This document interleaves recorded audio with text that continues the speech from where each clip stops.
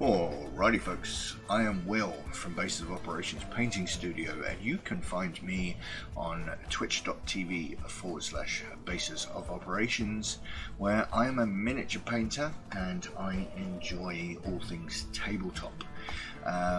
You can also find me around the internet on various other social medias, Facebook, Twitter, Instagram. Just search for Bases of Operations and you should be able to find me. In this campaign I play Rogar, the Red Dragonborn fighter, who is a particularly moral character. He likes to see law and order in effect, and he likes to hold himself up to a high standard of behaviour. Because he comes from a family of well-known blacksmiths, who is a reputable family, not particularly famous, but certainly they have good standing, and doesn't want to do anything to worry or put that into any trepidation. And so he joined this campaign because he was given a message by his friend and mentor Antar Froome to investigate some dragon activity, and of course dragons and evil stuff rubs Rogar up the wrong way. And so I hope you guys at home enjoy this show, enjoy everything that the Meeple Palace has to offer, which is just a general group of people who just love making everything nerdy, fun, and bumping everybody up and helping everybody else along the way. So make sure you get involved with us, come and join us, and we'll roll on to glory.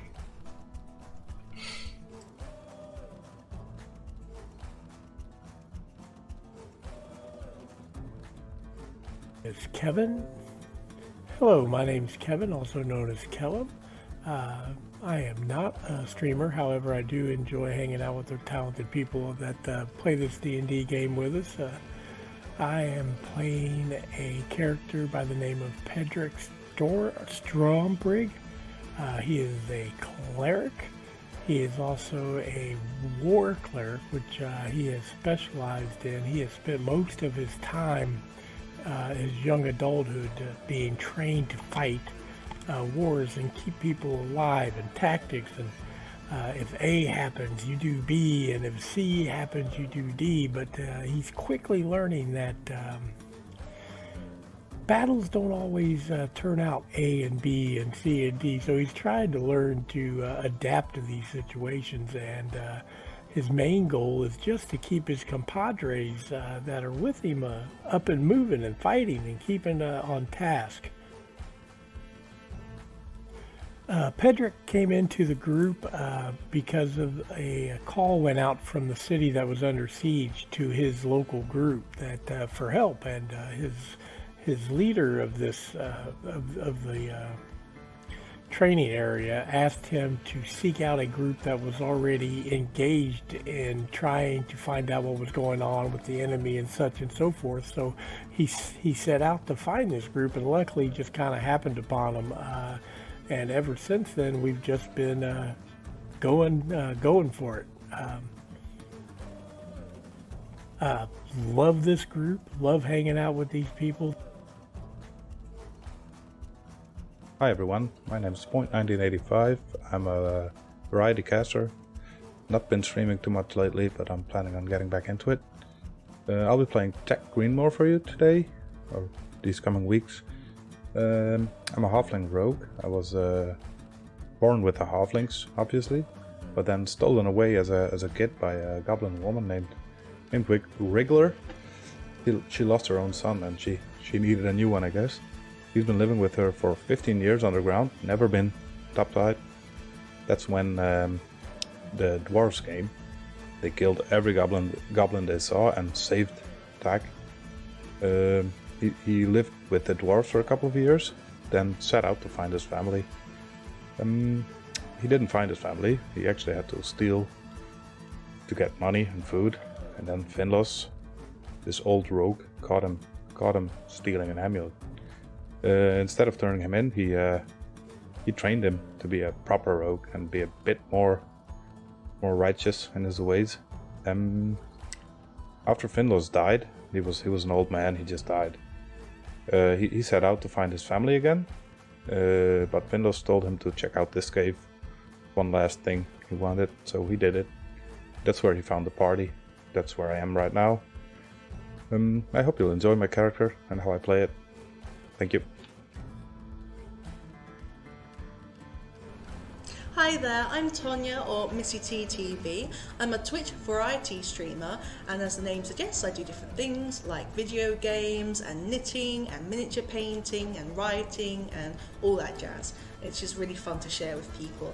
My character is called Vistra, and she is a mountain dwarf rogue who doesn't like water. And before she became a rogue, she was a standard middle-aged dwarf, interested in masonry, pretty good at her job, that sort of thing. Then something serious happened, and it made her fall into the world of rogues, because instead of wanting to continue, having love and relationships with people, she decided that, it wasn't good for her, and she wanted to fill her heart with treasure and things like that instead. And so, yeah, on the surface she's quite jolly and confident and has a lot of bravado, but on the inside she's quite vulnerable.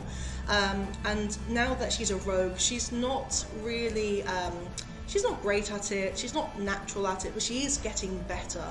And and something that she wants to accomplish in this story, I believe, is that on the surface she wants to find some really huge amount of treasure that's really noteworthy, that she can be proud of herself for finding and having, but deep down I think she wants to be able to allow people into her heart again, because when she fell into being a rogue, she started to push people that she used to know away. But then I think deep down, she wants to be able to, have relationships with friends again and things like that.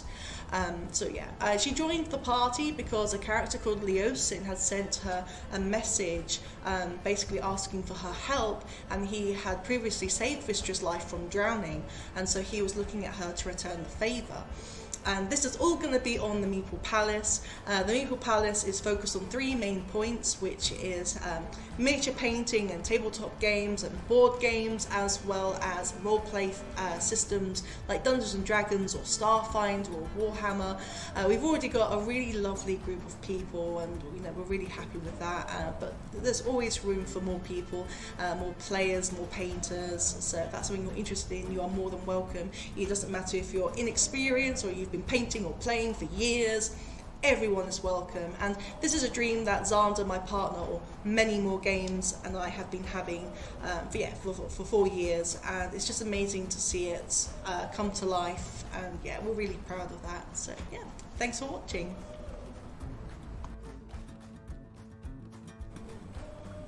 Welcome to Faerun, the realm of swords and sorcery, and the setting for our Dungeons and Dragons campaign. My name is Many More Games, or you can call me Xander. I am the Dungeon Master for this campaign of Horde of the Dragon Queen. I am a relatively new Dungeon Master. I'm also a streamer. I do painting, miniatures, I play Warhammer, I love miniature games, board games, all of that lot. And that's why I wanted to be involved in this campaign, to start this campaign. I am one of the founding members of the Meeple Palace, which is our streaming network. And we are a group of people who just, we love board games, we love miniature games, we love role-playing games, and we just want to be able to share this love for this hobby with you all. My hopes for the players in this campaign is that they will be able to find a way to explore their characters while at the same time coming together as a cohesive team in order to face off against the evil cult of the dragon and defeat them in their plans, whatever those are, those nefarious cultist plans.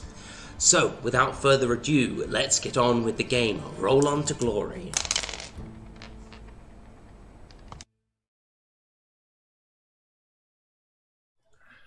Hi everyone, hello, and we're back after a week's hiatus. It is really good to be back, and everybody else was really raring to go, but it's my fault. I got very, very ill, and my job kind of wore me down a little bit, so I wasn't able to make it. But this week, I'm still a little bit hoarse, but I am back, and we are getting on with our Horde of the Dragon Queen game. Which episode is it this time, Missy? It's season 1, episode 19. 19. Oh my god, we're nearly 20 episodes. I can't believe that. Wow. I think I forgot to change that. Chapter 3. Oh, by the way, if your voice is hoarse, we need to go back to what's it called? Tali. Oh yeah, she'll probably. No doubt, he'll definitely have a remedy for that. Yeah. Tali's gonna have a really bad voice. Yeah. It's not gonna be very well. This project. Yeah, God, Dad, bring me some whiskey and lemon. Do not worry. I will give you the best remedy in the house. Do not worry. So as no side effect of mushrooms growing on your toe. Before we begin, just a little announcement. We have a very exciting thing coming up in a couple of weeks. We are going to have a one-shot special being run by our very own Missy TTV. Hey. And it's going to be quite an epic sounding story from what I've been able to glean from furtive questions.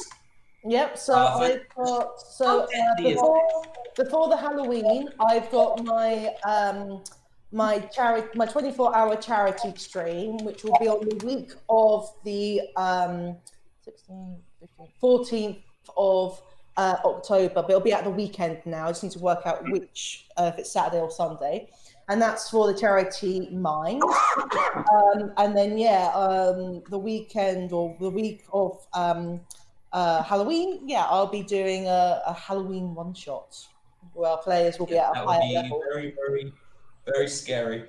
I'm looking forward to playing a character in that. Mm-hmm. So that'll be quite fun. I get to play a character. I haven't decided what I'm going to play yet. It's going to be something cool. Okay, so when we were in, before we continue, we are continuing now. Before we, my brain has stopped working, guys. I'm so sorry. In the last episode, we had a little bit of a problem because the party was still split. We had Vistra off on her own, doing a bit of scouting when she noticed a large amount of soldiers who were, people who were disguised as soldiers, hidden sort of around the tower, the heavenly stairway. And although she was able to hide from them before they managed to kill her, she did get separated from Tak, who ran back to let everybody know that Vistra was in trouble. Unfortunately, that didn't save them because what happened was that Rogar and everybody had managed to bring everybody, all the apprentices and everybody to come and help finish the order so that Ajax would finally get a bit of rest. And they did manage to complete the order, if just barely. And thanks to the help of a number of the apprentices and Otar and Pedrick all helping out, at least doing minor things around the forge. And of course, then they ran into a journeyman smith whose name was Bentoneth, and she is currently under the control of Missy TTV, because what happened was we had a large amount of soldiers and a fat merchant came in demanding the order to be handed over to them, and that didn't go down very well. Rogar basically said, "No, I'm gonna kill you for what you done to my dad," and fighting ensued. It turned out that the merchant was actually a mage in disguise, and after a bit of fighting, you guys made short work of them, and you're currently standing in Ajax's forge. Bentoneth helped in the fight, and turned out to be quite badass when he was fighting. I think she did the killing blow, and which was nice. You played that instead of me. I love it when players take the killing blow rather than the DM. And and so you're currently standing in Ajax's forge. There are the bodies of four poorly dressed soldiers in merchant guard outfits. Although you can see from their demeanor, their unshaved cheeks and their quite damaged equipment, that they're probably imposters. And a rogue acolyte who's basically split in two by a blow from Bentonet's hammer. Well, squashed, not split in two, squashed by a blow from Bentonet's hammer. And yeah, so that's where we start, guys. What do you want to do? All right. I would. All right. Does anyone want to go first before me, or can I go first? You go first. Hey, you're on, man. You go. Okay, cool. All right. Yeah. After all the fighting and all that, Otrar kind of shoots the sword and kind of walks over to Bentonath. You said her name was. Yeah. All right. Yeah. He walks over to her and kind of he kind of composes himself and just walks over to her and kind of says in his low voice, like, oh, jeez. What does he say? It's like, yeah. Okay. Yeah, just having a hard time. A bit speechless, isn't he? Yeah, Love it. yeah. Okay. I'll touch the speechless for a second, but he says like, I'm very impressed with your skill with the hammer, Miss Orc. You are very high skilled in your craft and in combat. He then bows his head regally and then just kind of stands there. Like, you can't see, but he's kind of twiddling his thumb feathers just kind of awkwardly. Can wait for a response. And so Bentoneth responds and goes, my name's Bentoneth. You can call me that. I should have done more. And that's what she said. Yeah, Otrar just kind of nods and gives her this kind of like this sweet smile, just like, I think you've done enough. Like, and then just like being quiet. And then Bentoneth will probably go and have a look around. She wants to sort of see what sort of other weaponry the others, the ones that we took down, were carrying and what quality they were, whether they were the same as, Ajax's and that, sort of get an idea. Okay, so you look around at the weapon quality. You can see that yes, these weapons seem to be very, very similar to the weapons that you've been currently working on. Most likely, they are Ajax's work. You are not as familiar with Ajax's work as Rogar, of course. You're only a journeyman blacksmith, meaning that this is not your primary occupation. Or rather, you're still learning to be a blacksmith at the moment, and you would have seen lots of different styles. But you would be able to tell. I think you would definitely have the skill to be able to tell. Yes, these were definitely made by someone who had a similar style or a level of craftsman skill to Ajax. Okay, so Bentoneth will turn to Rogar, and she will grunt and say, "I don't know Ajax. I don't know Ajax's work that well. Could this be his? Could this be previous? What's it called? Like not shipments, order. Before you called us over." Rogar is basically going to blank Bentoneth. He is basically too interested in grabbing the mage off the floor and just roughly dragging him across the floor towards the forge, and with a half-assed over his shoulder saying, "Yeah, probably." And I'm just going to throw the mage up against the forge. Bentoneth just Okay, grunts throw the mage up in against the agreement. His skin he hisses a little bit as you sort of put him on what's still a relatively hot forge from where you've been doing all this work for the last 4 hours or so, constantly working. He's going to be up against it. His body is completely. You can see he is dead. He is lifeless. His body is just flopped over the forge. We shouldn't be. We were non-lethal with the mage. Oh yes, sorry. You non-lethal him, didn't you? I apologize. That's correct. You did non-lethal him. I'm very sorry about that. Yes. So you put him on. He's still unconscious at this particular time.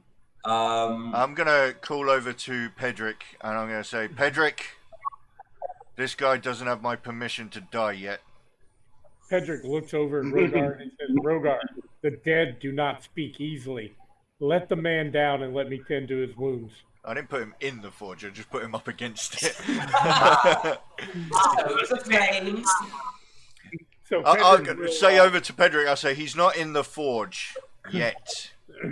Pedrick will look the mage over and make sure that, from what he can see, wands, amulets, rings are carefully removed, and then he will start binding wounds. All right, take a perception check with disadvantage, please. Actually, no, you're rummaging through with your hands. Just take a perception check. Okay. Insight or investigation, you choose. Let me look then. Actually, we will do perception. Oh, okay. I was not going to give this to you. All right. All right. You notice, so you're sort of rummaging through his. You're rummaging through his cloak. There's a couple of little bits and pieces on him. He's got a few rings that look like they're made out of sort of non-precious metals. One is like a twisted iron, sort of like iron. It's made out of like twisted iron, like wrought iron. It doesn't seem to be particularly valuable. There's 2 gold rings on his other hand. Each is worth about 5 gold each. They're not very high craftsmanship. However, while rummaging through his robes, you do manage to find secreted in a small hidden pocket in his robes. You manage to find a little bag that you pull out, and I'm sending this to you now. Okay. Ooh. Okay, so you should see a note has popped up. I have it. Okay, opening this bag, you look inside, and when you open the bag, you notice something very strange about it. It has an interior space that is considerably larger than its outside dimensions. No way. Roughly 2 feet in diameter and 4 feet deep. Okay, this bag, this is a very basic item. It doesn't require attunement. You have some mystical knowledge. You would know what this is. It is quite a common, relatively common. It's uncommon, but it's not very rare magical item. A lot of mages have these. This is a bag of holding. Okay. And this bag of holding can hold up to 500 pounds, not exceeding a weight of 64 cubic feet. The bag weighs 15 pounds, regardless of its contents. Okay? Retrieving an item from the bag requires action. If it is ever overloaded, pierced, or torn, it ruptures and is destroyed, and the contents is scattered into the astral plane. If you turn it inside out, its contents spill forth unharmed, but the bag is put right before it can be used again. Breathing creatures can be put inside the bag, and they can last a number of minutes equal to 10 divided by the number of creatures. So basically, you could put 1 creature in there, you could put Colbernicus in there, and he could last for 10 minutes before you'd have to bring him out again. Awesome. For example. Can he see if there's anything currently in the bag? Turn it inside out, find out. You turn it inside out and see what's in it. Yeah. Well, what he's going to do is he's going to take that bag and shove it into a pocket or a crevice of his clothing, and for now, and concentrate on binding wounds. Okay, I was gonna say, I can't believe you rolled natural 20. That was literally the only thing on the 20 list. Sorry, it would have just been a little pouch of gold otherwise. Why do you have to roll natural 20?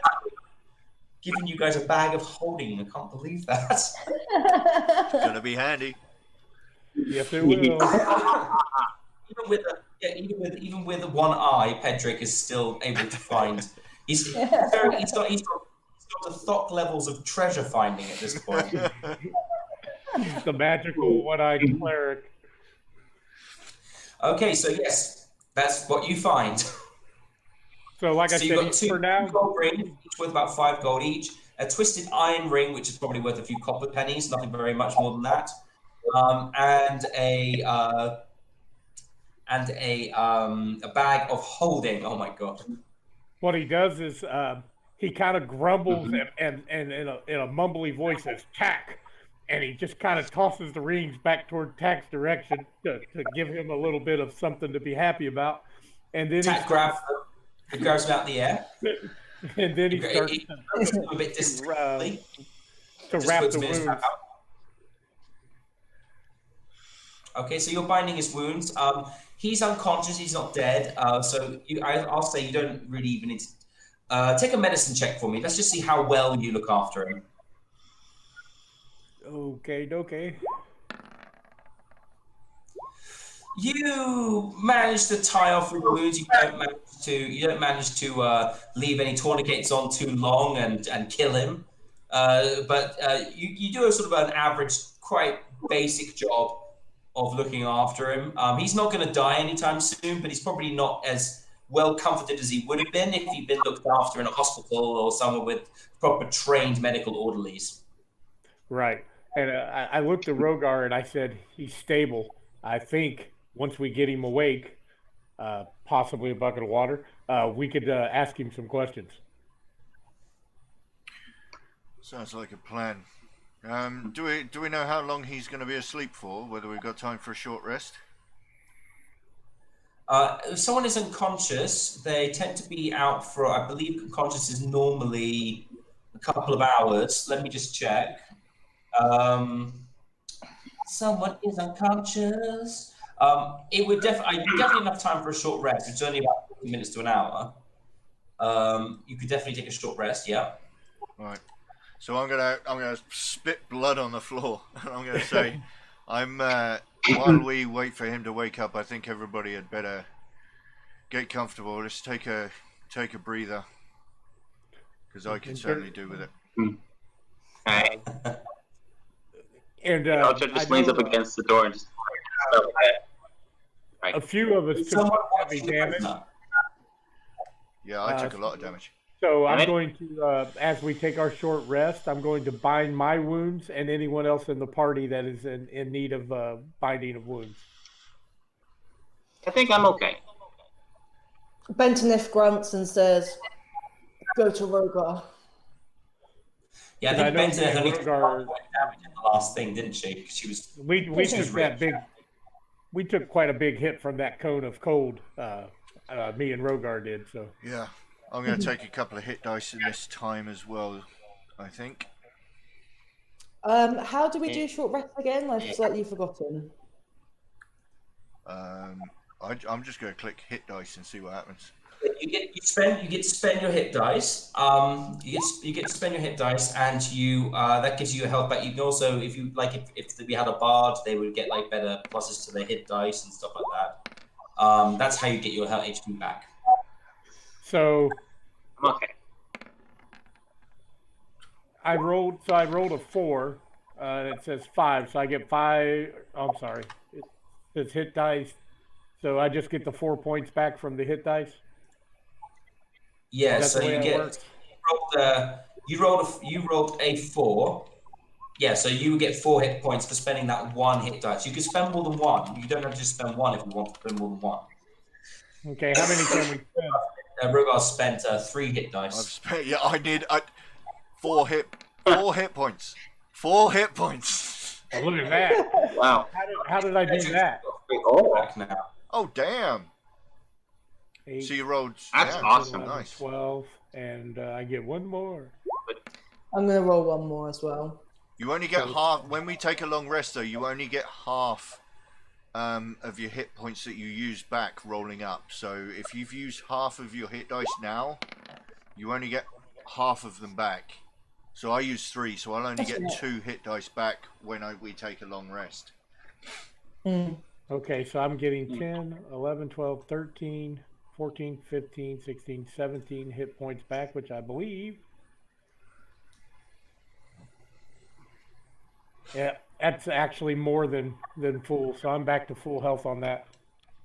Cool. I'm just I don't going even know how to smite you can and run away.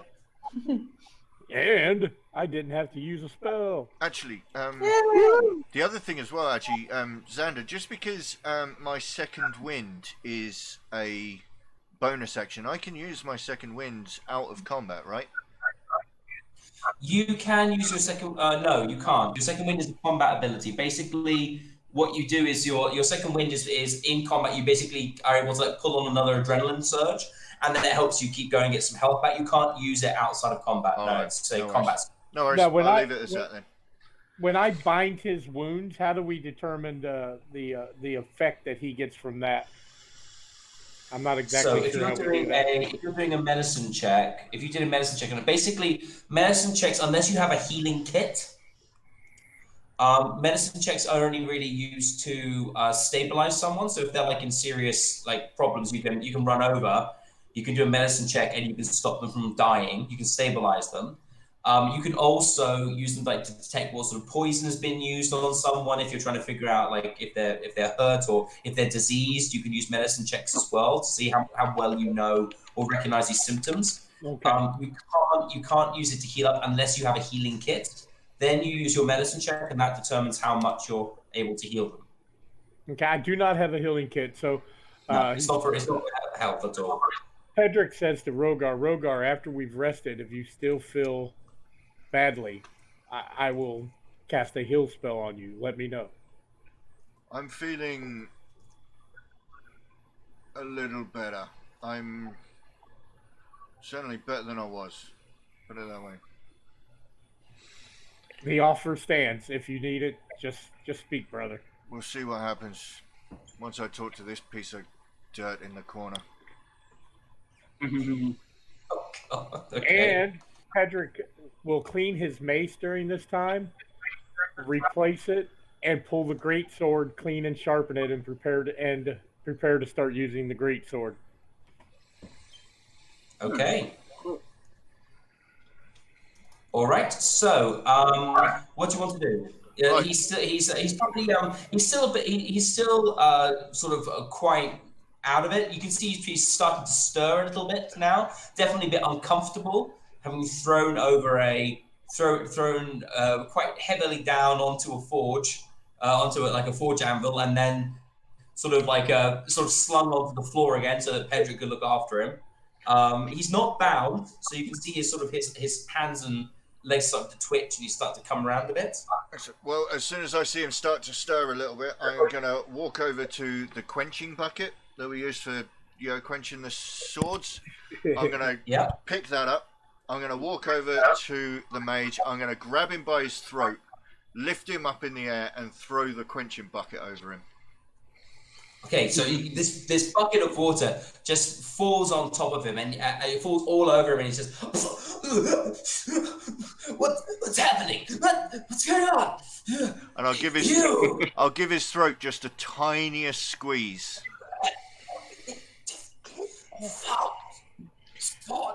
And then I'll pull him in close, and I'll say, "You die when I tell you can die. Now, where is my cousin?" I owe nothing to you, Drake Spawn. And I'll push his head. As he's denying me my answers, I will push his head slowly towards the forge. Do an intimidation check for me, please.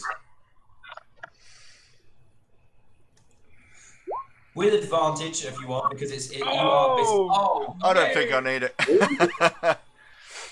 No! Whatever you want, just give me a medicine. I'll pull him back a little bit, and I'll say, "I will only ask you politely once Tears more. down his cheeks. Where Snot is my bubbles. cousin, Calithia?" The female, the dragonborn.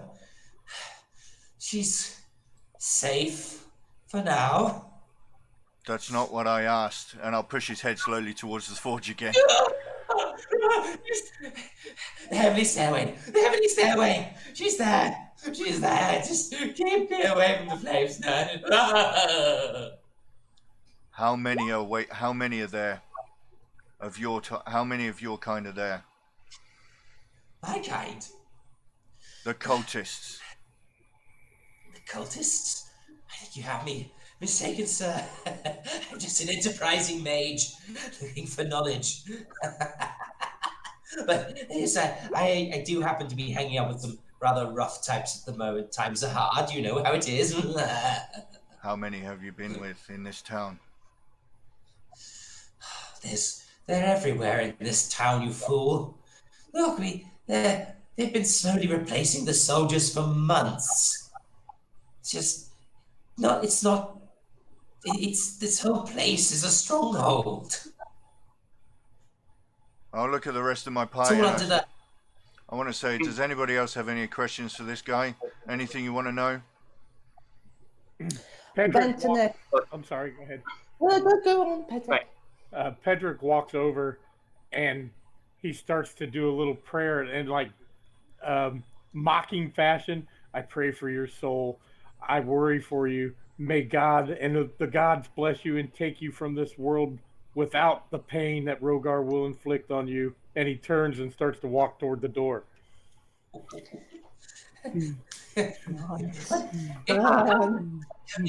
back! Don't leave me alone with this savage. And I'll say, anybody else? Bentonef will walk over, and she's just very calm on her expression. But she walks over, she goes over to him, spits on him, and then says, "You should be ashamed of what you are doing." But then she also looks at Pedrick with the way he did the spell and sort of slightly gives a disagreeing nod, but then she walks away. Okay. All right. Otar wants to do something. Yeah, Otar, go on then. I'm being called for a minute. Just I'll be back. Okay. Mm-hmm. So he's standing there. He's got spit dripping down his face. I'll while we wait for Otar to come back, I'm also going to ask him. Is there anything else you want to tell me? I've already told you. They're in the tower. They're in that old fool's tower. That charlatan, Kotos. He's being held in the tower by he's not exactly having them there by choice, if you understand what I mean. But you can't blame an old mage for just wanting to, survive, can you? Yes, I can. And I'll say to Otar, did you want to say something? Yeah. Okay. Otar kind of like he was busy kind of looking at his little puzzle box playing this, but then as Rogar says this, he looks up, puts it away, walks over, and says in a very he kind of looks down at him like this, kind of like staring down your nose, I think, and he says kind of quietly, "What do you taste like?"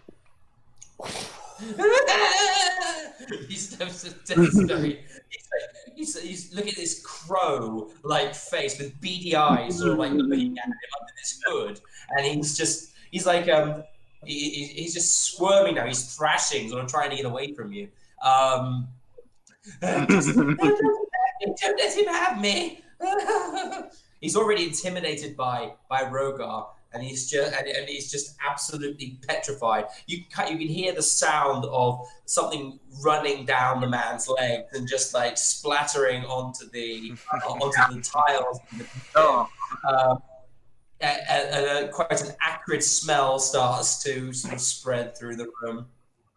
I think Bentonef, from just about hearing Otar say that to the old mage, Bentonef will turn around to Otar and say, in a grunty way, I think the eyes of knowledge taste sweet, and just leaves it at that. All right. These guys are so into this guy. I love it. And okay, and then I'm going to ask the mage, what do you want your last words to be? Pedrick says, I suggest it be asking for forgiveness, but there will be none. He says, there is no forgiveness for me, and there is nothing here for you. You will all die. Die, I tell you. You can't survive what's in that tower. just kill me and be done with it. And before he finishes his sentence, I'll place him in the forge. In the forge. In the Okay. forge. In the fiery forge. Yep. He. Okay. There's. I don't really want to describe this too much, but basically there is a lot of screaming and the smell of burning flesh. He's struggling to get out. You would have to hold him in there. I'll hold him in there. I'll hold him in there. Out of there. Yep. I'll hold him down. All right. You with your bare hands, because you would take fire damage. You are not resistant to fire damage. I'm resistant to fire damage, but bring it. Okay. I'd say 3 rounds then of 1d4 damage, because you got to hold him in there. His strength. He's not going to be able to break free of your strength unless he rolls a natural 20. And I'm going to give him disadvantage on that after the first roll. Is he going to get out? Jeez, this is brutal. This is Godfather territory. Let's have a look. Strength saving throw. Whew. I gotta go there. All right. Oh my God, he got a natural 20. All right, you try to push him in. He squirms out of your grip. And then roll, Rogar. Unless you roll a natural 20, you're not going to keep hold of him. First strength check. Do a strength check, yeah. Yeah, he got a natural 20. He's going to squirt. He sees you pushing him towards the flames, and he squirms so much that part of his robes that you're holding him by rip. He falls to the ground, and he just sort of starts running he runs like frantically towards the entrance. As he does so, he passes by a Bentonet. The Bentonet just sort of like reaches out and snap. His neck just breaks. She just reaches out with one hand and snap, breaks his neck. His body slumps to the ground. He does not get away. He is dead. But from where Bentonet is, he's not going to get past her. But Bentonet says to Rogar, "What you wanted?" Not quite, but it's good enough. I'm heading off to the Wizard's Tower. I'm so glad that you did not. You are so lucky you have not taken a Paladin's Oath yet, or if you ever do, because that would definitely been something I have to talk to you about. Yep, absolutely. Rogar is going full postal right now, and he just starts walking out. Before we carry on, DM, Snowy's got to go for a bit. He says that you can run him. Just follow the group and help with fighting. Be aloof to strangers, yet loyal to the group, and talk very sparingly. That's the only thing. Okay, talking sparingly will be good for me. All right, so 1 second, because I'm just sorting something out very quickly, and then we're going to head towards the tower. Is that right? Yeah, I mean that's where Rogar's heading. Yeah, I mean Bentoneth will turn as the others exit, and she'll just say to them, "Want?" What do you say? I said that as we exit the forge, Bentoneth, as she exits as well, she'll turn to them and say, "Want help?" Okay. Yeah, Do you want help? I think Rogar will just say, if you like. I mean, he's not with it right now. He's not kind of looking at who's around him and stuff. He's actually, if none of you follow him, Rogar is basically going to walk to that tower by himself. Pedrick just says, "Grab your sword and follow Rogar." And then he looks to Rogar and he says, "Rogar, we need to gather Vistra before we go into that tower. Regardless of anything else that happens, you will not forgive yourself should some harm come to her while we are off walking in to the..." Tak's been very quiet up to this point, and he just sort of pipes up and goes, That's what I was trying to tell you guys. Vistra is kind of hiding in the forests near the tower. There's a couple of people after her. That's why I came back here. And then these bozos came in, and I've been hiding in the shadows, shooting at them ever since. So, I mean, if you want to find Vistra, she's on the way.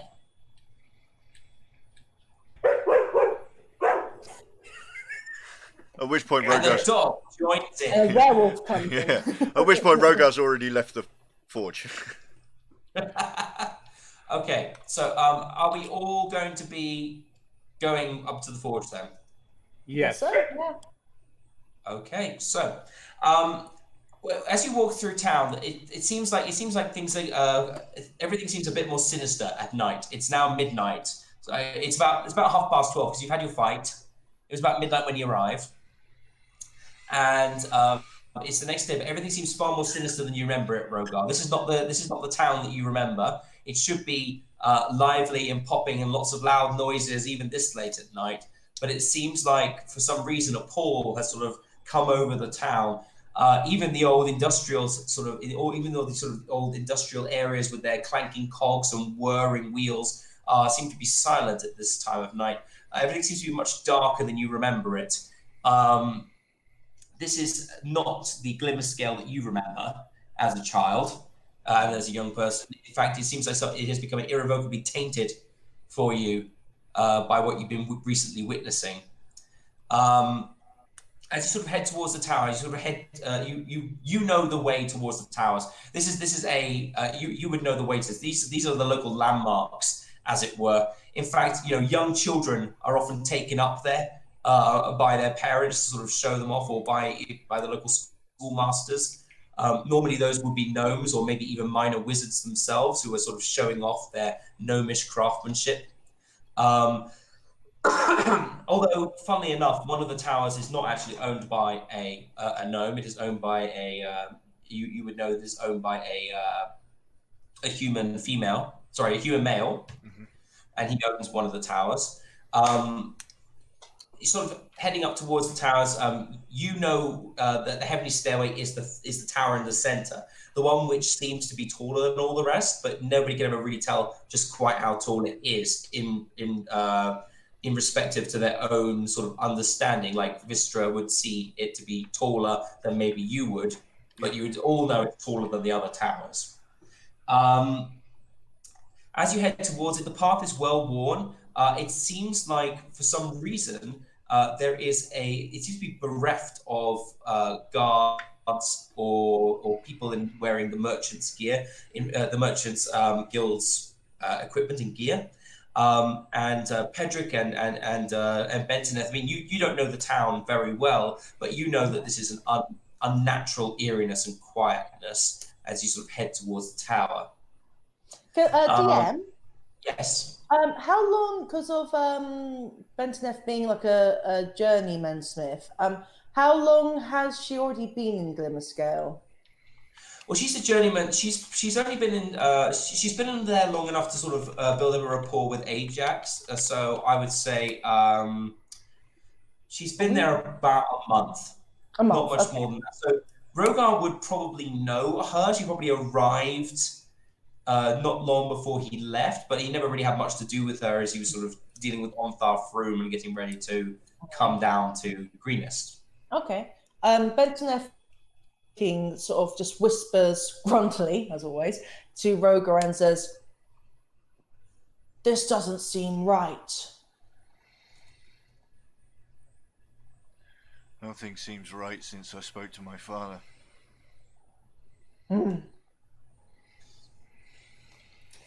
Okay. I just carry Pedrick, on. Anything else? Pedrick Anything else? listens and draws his sword. Sorry, I should say, yeah. What Rogar is literally walking down the street with his warhammer at the ready. Okay. So you're walking down the street. You don't notice anything sort of coming at you from the dark or anything that seems to be following you. You make your way up towards the tower, and the way seems clear. In fact, as you're sort of heading up towards the tower, you see a figure sort of silhouetted against the moonlight, and she is, well, I think, who's got the highest passive perception? That would be That's probably... Pedrick if it's not for sight. Yeah. Okay. What's Bentoneth? Bentoneth is 11. I don't know. And Rogar's is only 10. Okay, so probably that would be Bentoneth then. Bentoneth sort of you see up in the trees. There is a little huddled figure in a black cloak. Seems to be watching the tower from the advantage of the trees. And as you sort of come up towards her, you notice that she's looking down at your party with interest. It's a female dwarf, sort of middle-aged, wearing a black cloak and clutching a spear or a javelin, which she's holding in one arm, under one arm, and seems to be slightly muttering to herself as she looks as she looks towards you. Oh, by the way, Vistra is not in her black clothes. If you remember, that got washed by Tali, and she is in her normal brown cloak, her original outfit. It appears black in this darkness. Yeah. Okay. Mm-hmm. Okay. What do you want to do? You've seen this woman up there. You've seen this female dwarf in the tree. And you are also the female dwarf in the tree. So how are both of these people going to react?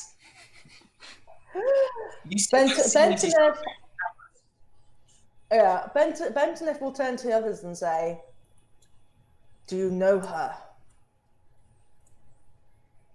Know who? The dwarf-like figure huddled in the tree or under the tree. She's on top. She's actually up the tree, which is very unusual for a dwarf. Up the tree, actually, like standing on a branch, quite high up. Patrick just looks up and he says, "Vistra, is that you? Who? Pedrick? Come down from that tree, wee one." Oh, thank God! And she gets down. Which and god? she runs over to them. Sorry? Which god? Well, this is Vistra, so it doesn't matter. All the gods are like listening up in heaven. Which one should thank you? I don't know. They can all be. Which one of us gets the credit for surviving that lot? I guess all of them from Vistra's point of view. She doesn't care. Rogar's still just storming through the streets. He's gonna just call out. He's gonna shout, "Vistra, we're going to war. To the tallest tower." Oh, there are a ton of what I think are fake soldiers, guards, around the tower. We're going to have to think of how we're going to go through, because if you want to go charging in there, we may all just die.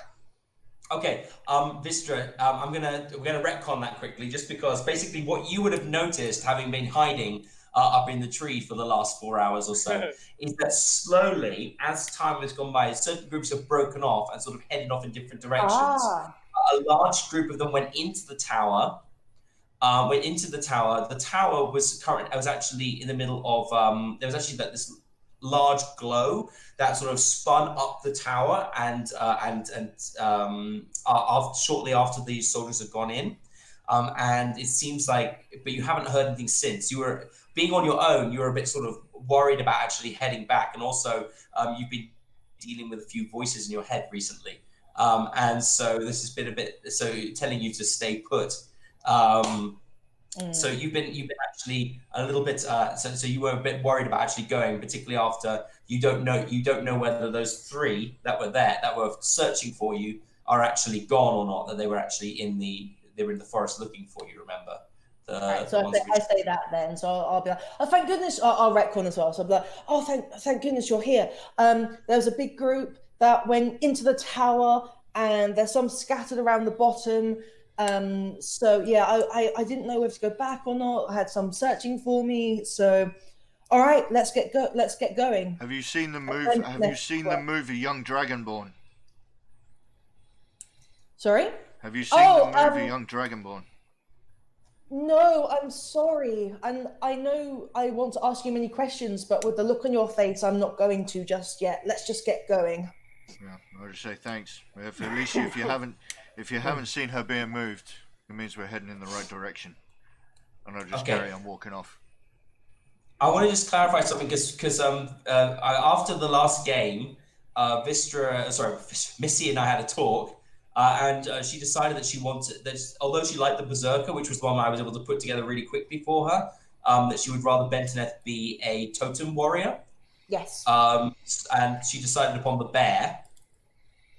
So I've basically, we never really used her frenzied attack. We did, but it never did anything in the last game. So we'll say that was a one-off for her being really, really angry.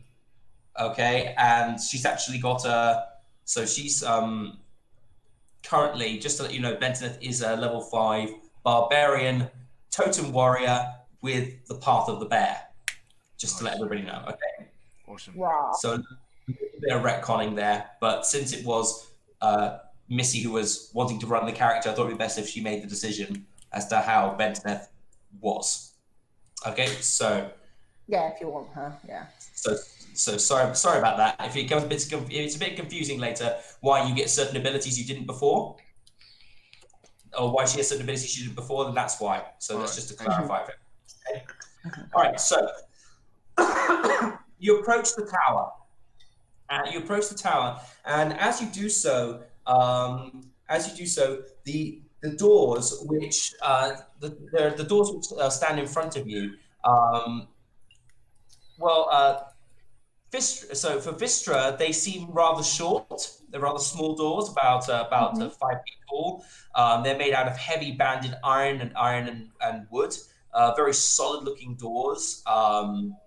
Incredibly carved with incredibly intricate runes, and look very, very formidable. Rogar, what you see is doors about 8 feet tall. These doors are sort of inlaid with dragon motifs and seem to be forged fully out of one block of metal. They are covered in sort of hammer and lightning bolt motifs, and seem to be again, very, very sturdy. Pedrick, these doors are about 6 feet tall for you. They are about 6 feet, 6.5 feet tall for you, in quite a wide frame, quite sort of square shaped. You also see images of Torm have been inlaid into the metal. And they seem to be sort of there's a giant statuesque figure of a man in sort of barbarian skins holding a large hammer aloft. And you can sort of see that as you look at it. For Tak, it seems, for Tak, just to show where he's seeing like a very, very small door. It's rather round, like a sort of hobbit hole door, made out of wood with a very cheery red painted motif. For Otar, it actually looks more like, it doesn't even actually seem to be a door. It's sort of like a few feet up that someone could hop through, or if they had wings. It seems to be sort of like very quite dark and dim on the inside, with sort of like surrounding metalwork around it, almost like executioner's axes that sort of like spiral upwards into a pattern that sort of almost like almost like sort of Arabic design. You sort of Arabic sort of like flowing patterns heading up towards the step. So the door, just to kind of give you an idea as to sort of what you're dealing with here. This tower is very structure seems to depend upon the person who's viewing it. Okay, Vistra just straight up says, "I think the tall ones are going to have to bend down." What do you mean? Well, the door's like only like about 5 foot. Pedrick says, that's odd. I don't see that. And furthermore, this doesn't look like a temple, but it is marked with the signs of Torm. What do you mean? It's got hammers and lightnings all over it. Something's not right. No. I think this is trick of the eyes. Well, whatever it is, I'm going to find out and put an end to it. And I'm going to check my armor, and I'm going to start walking forward towards the door. I say wait. To Rogar, Vistra says this, and Vistra is like, I want to just check. I mean, if this is already an illusion, I just want to check the door for any, signs of traps or anything. Don't want to get us on the wrong foot before we get inside. I know Vistra can't check for detect magic. I know that. She can. Well, she can do an arcana check. Okay. Because magic user, and I'd say Pedrick could use one as well because I think he knows a bit about magic. Okay. Okay. I'll pause. I'll take a step back, and I'll say, "Feel free." I mean, you can do an investigation check if you want. Oh, I could. Yeah. Pedrick doesn't see shit. Okay. Pedrick. Pedrick bumps into a rock, rocky outcropping, and just like staggers back, holding his face. I didn't see Okay, that. It was on my left side. Yeah. So Vistra, you would see basically what happens is the door, which is to you about 5 feet tall, it just starts to shimmer. You can't really see the details of what's below it with a roll of 10, but you can see that this is some sort of illusion magic. Okay. I turn to them and I say, yeah, this door is just tricking us into thinking what I don't know if we want to see, but it's not as true as it looks. If we used to take trips to this place as children, has it always done this? Has it always kind of had that weird kind of? Well, you would see as a child, some of these places were slightly different to how they were now. The towers, it's kind of a competition between the wizards to see who can do each other. So basically, the towers do shift and change over time. So when one makes a new addition to their tower, another one will do something as well. You would remember that this place was a very beautiful tower when you visited it as a child. It's always appeared very beautiful to you. It's always also seemed to be taller than the rest. However, you don't remember when you would have been up to see this tower as a child that there were any particular sort of decorations or sort of like engravings on any of the walls or the doors. It was very traditional as a tower, very sort of like stone and mortar, and very sort of, this was always kind of the conservative sort of like wizard style tower. This is new to you, this design, this sort of shifting design.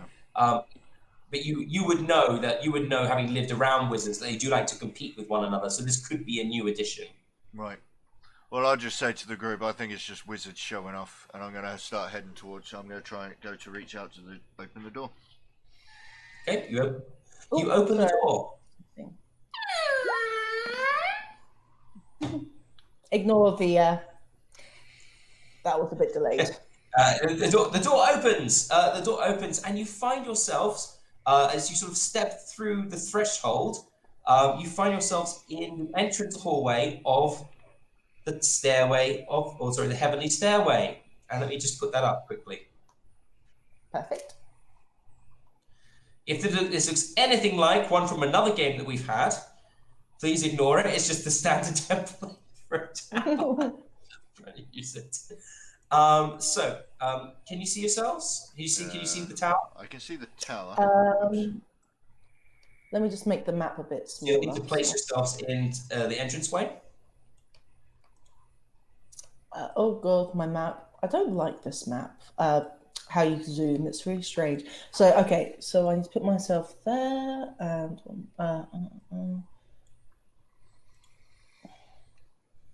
sorry, 1 second. I'll try and get myself in. Not a problem, darling.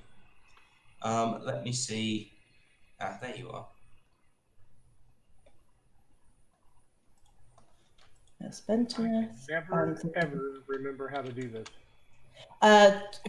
Click on your name in the journal and then just drag your name onto the map, and then that'll put your picture there. Click on my name where? So where you've got the chat, click on the next icon, which will be journal. Looks like a little newspaper or piece of paper button. Click on that. Where you've got your secret notes and stuff, your character will be at the bottom. Click on your name of your character and drag that onto the map. Thank you. You're welcome. I try.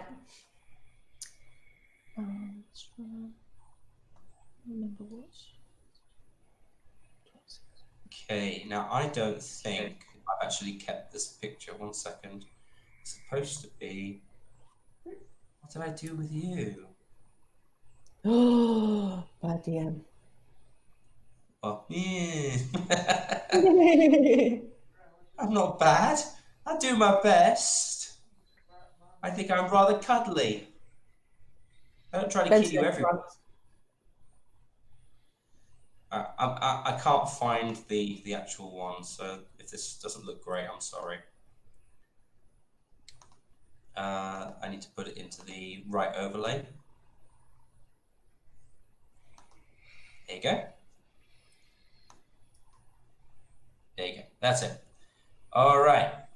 So I need to just put in Otar and Tack. My God, there's a and we got Bentoneth and Vistra. Everybody's well, you have a party. This is quite weird. I'm not used to having so many people. So what? Otar and the problem with Otar's character is I can't see him.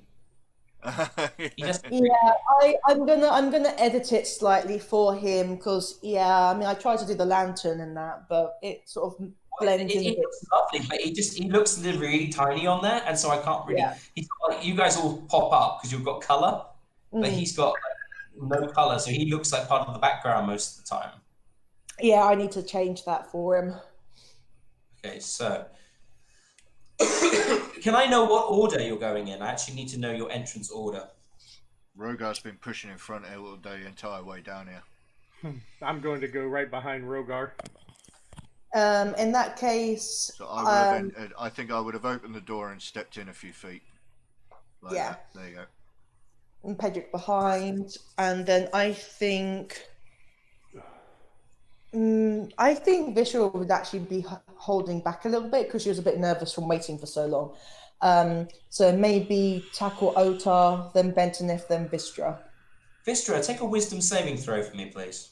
No. Okay, let me bring it up. Wisdom saving throw. Okay.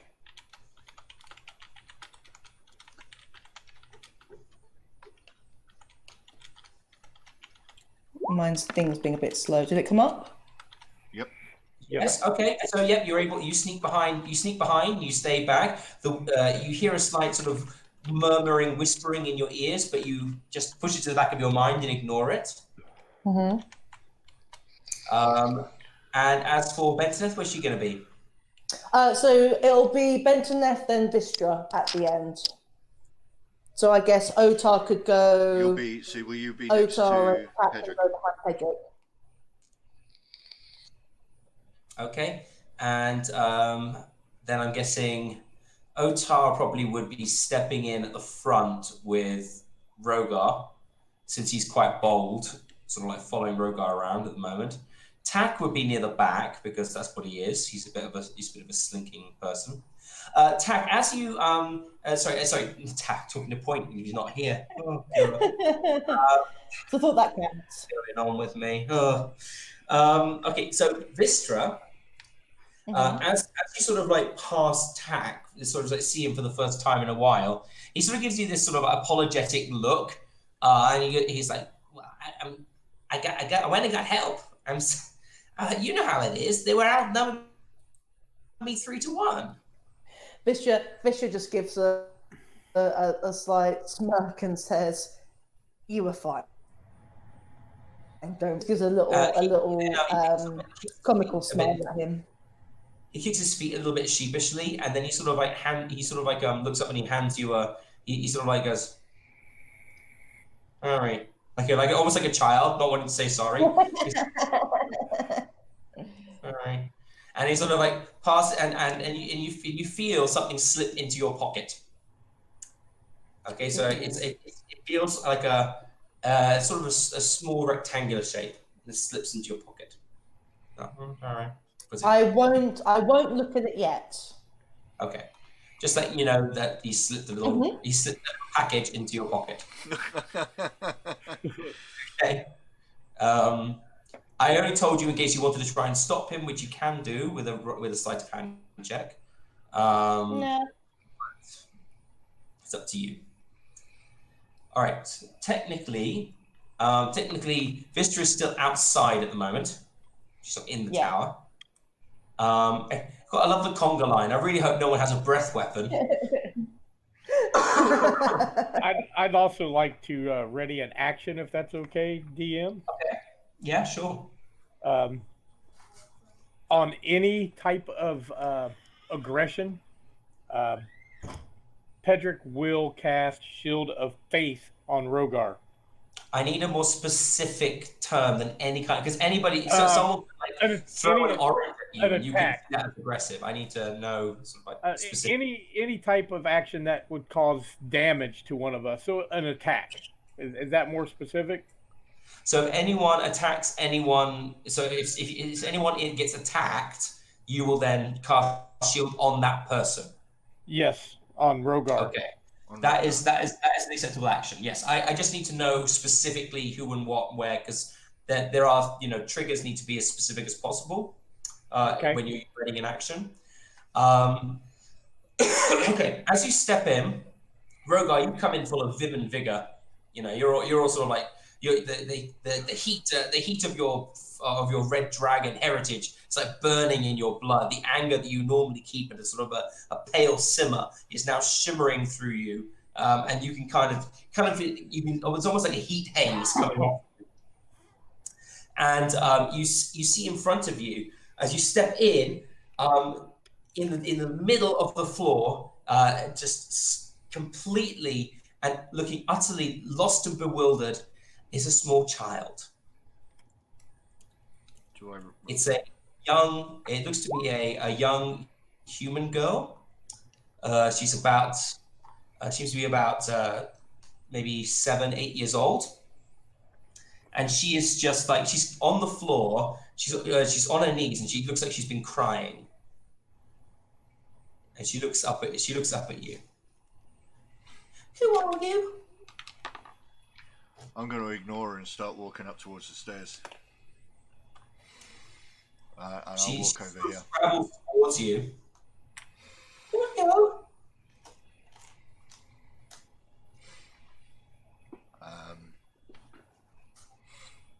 I'm not feeling it. I'm kind of just pushing her out of the way. I'm on a mission. I'm ignoring. You push her to the floor, and as she falls down, she starts to sob and wail and cry. There is snot coming out of her nose. She is red in the face, blotchy white patches. She's reaching for you, Rogar. She's reaching for your boots as you walk past her. And I'm just gonna call out to the group. I said, I don't have time for this. Take a dexterity check, please.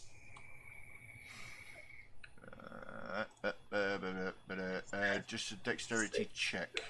Dexterity saving throw, please. Oh, yeah. Saving throw. Yeah. Just plus plus nothing to that anyway, so it's 14. Okay. You feel basically the child's grip should have missed your boot as it goes past, and you feel as you go past a slicing pain in your foot. You take 1d6 damage halved because you sort of feel the pain start and you yank your foot back.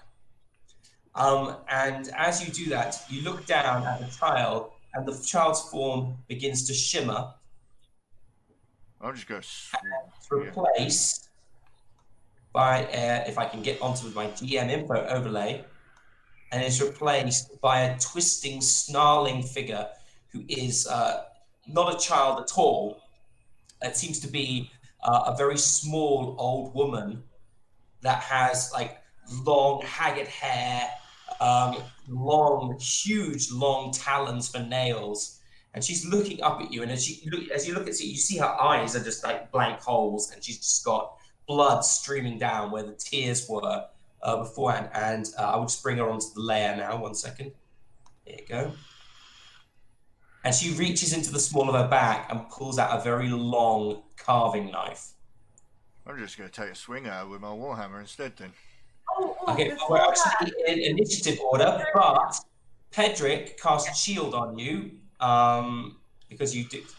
Actually, no, that was not an aggressive action. That was a pleading action. So I'll say that does not yet count. Let's. I would like everybody, except for Rogar, because he cannot be surprised, because he's got alert. I would like everybody, please, to take an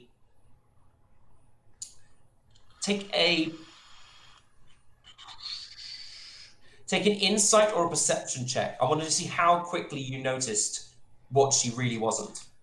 Okay, so Bentoneth first is. Okay, you're not surprised, Pedrick. Was it perception? Or Either insight, he insight or said. perception, you can choose. Insight. Okay, insight.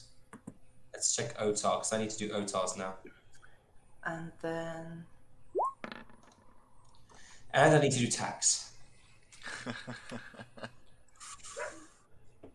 So tack, he is best at insight, so he'll do an insight check. And OTAR is best at either. It doesn't make a difference, so he'll do an insight check. Actually, insight is still wisdom, isn't it? So make a difference anyway. So let's see, how do we do? All right, so Bentoneth got 11. 11, And 14. Fisher got 6. Okay, so none of you were surprised. You all basically managed to realize, you see this child and you see something wrong with her. Her fingers seem to like be longer than they actually are, and they shimmer and they slash out. Rogar jumps back. He basically takes a small nick. He takes 2 damage, but he manages to sort of just pull himself back at the last minute. He takes only half damage for it, and yes. And as you basically see this hunched figure, sort of like little old woman figure, sort of get up sort of from the floor and start like sort of hissing at Rogar, you hear answering hisses coming from all around the room, and you would see, because none of you that were surprised, they're shimmering out of sort of the chameleonic skins. Start shifting back into their natural tones. There's a group of 4 troglodytes around the chamber. These guys are your favorites. I remember them. Yeah, luckily Fisher didn't have to deal with them last time. You're a level higher than last time. You should be able to deal with them. Okay. And you have 6 players instead of 5, so I don't think it'll be that difficult, will it? Really? Okay, so initiative order, guys. We do initiative, please. Okay. Roll initiative. Okay, so. Oh, for goodness sake, I always roll low on initiative. Bentoneth. Don't you get +5? I've got, yeah, that is with the +5. Oh, okay. Yeah. Oh god, I've got to run the troglodytes character sheets and some of them was just for the table thing, because then I could just have printouts in front of me. And I also need, so that's the troglodytes, and I also need the creature. Okay. Where is she? Bentoneth got 10. Please don't say I lost her. Where are you? Where are you, evil woman? Oh, for gosh sakes, where are you? Sorry, excuse me, I'm just trying to find... Okay, so Bentoneth 10 and Vic 14.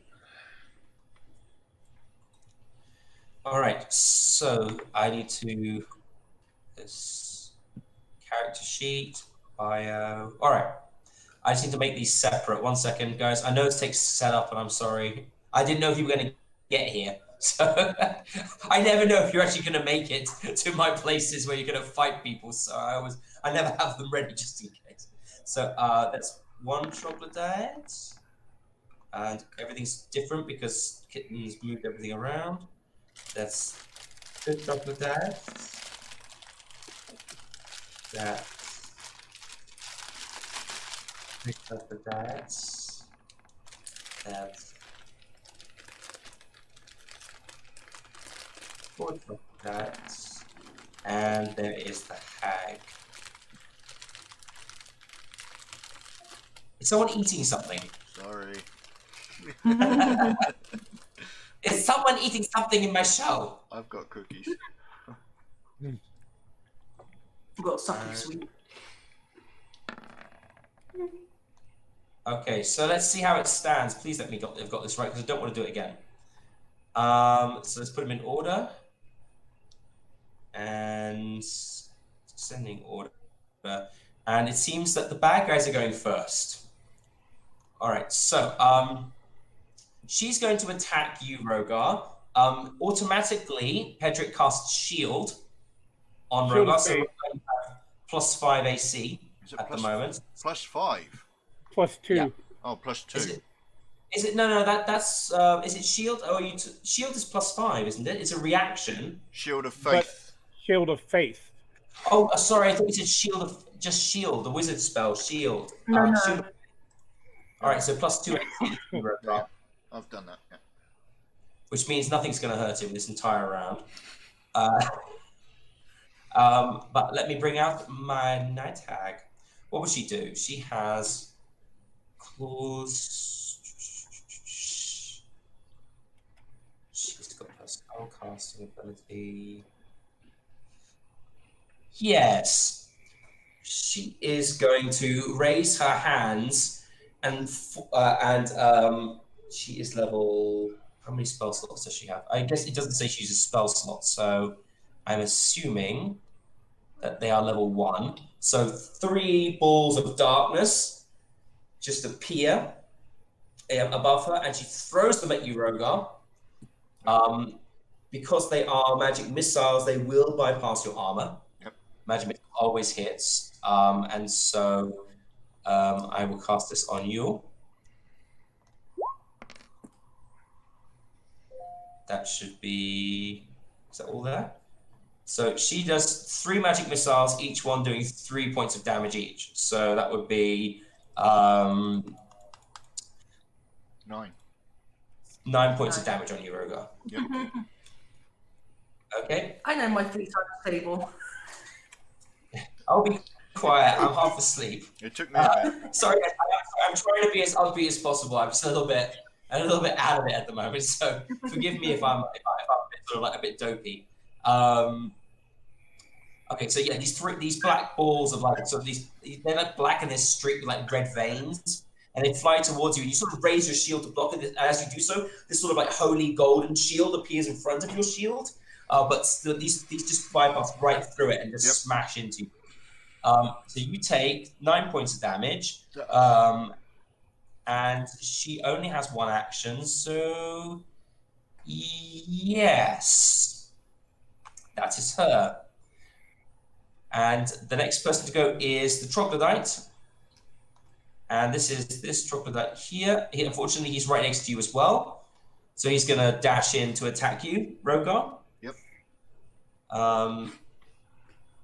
He's going to. Bless you. Thank you. He's not. Might do it with a. He might get sort of packed stuff with another troglodyte, but with her, I don't think he would. So he's just going to go where he is now. So this Slaven figure just like sort of like springs off the wall. You're like Toad from the X-Men.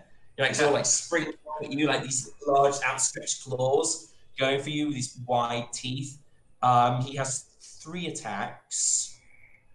They don't do a lot of damage, but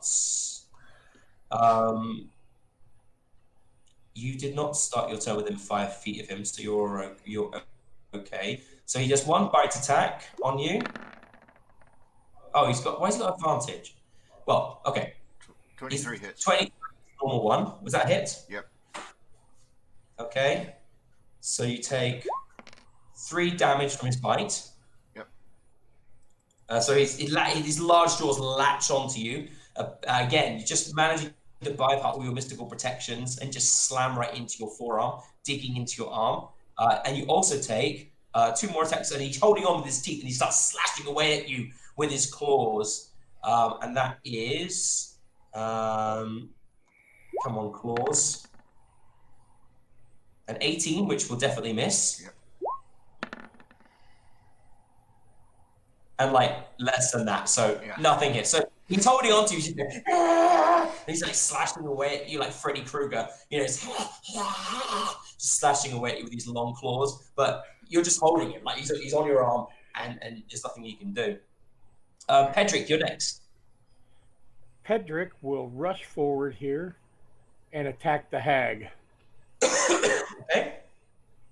I need to check something on her quickly. Yeah, you go ahead, do your attack. I'm getting there. 1 second. Well, that didn't work.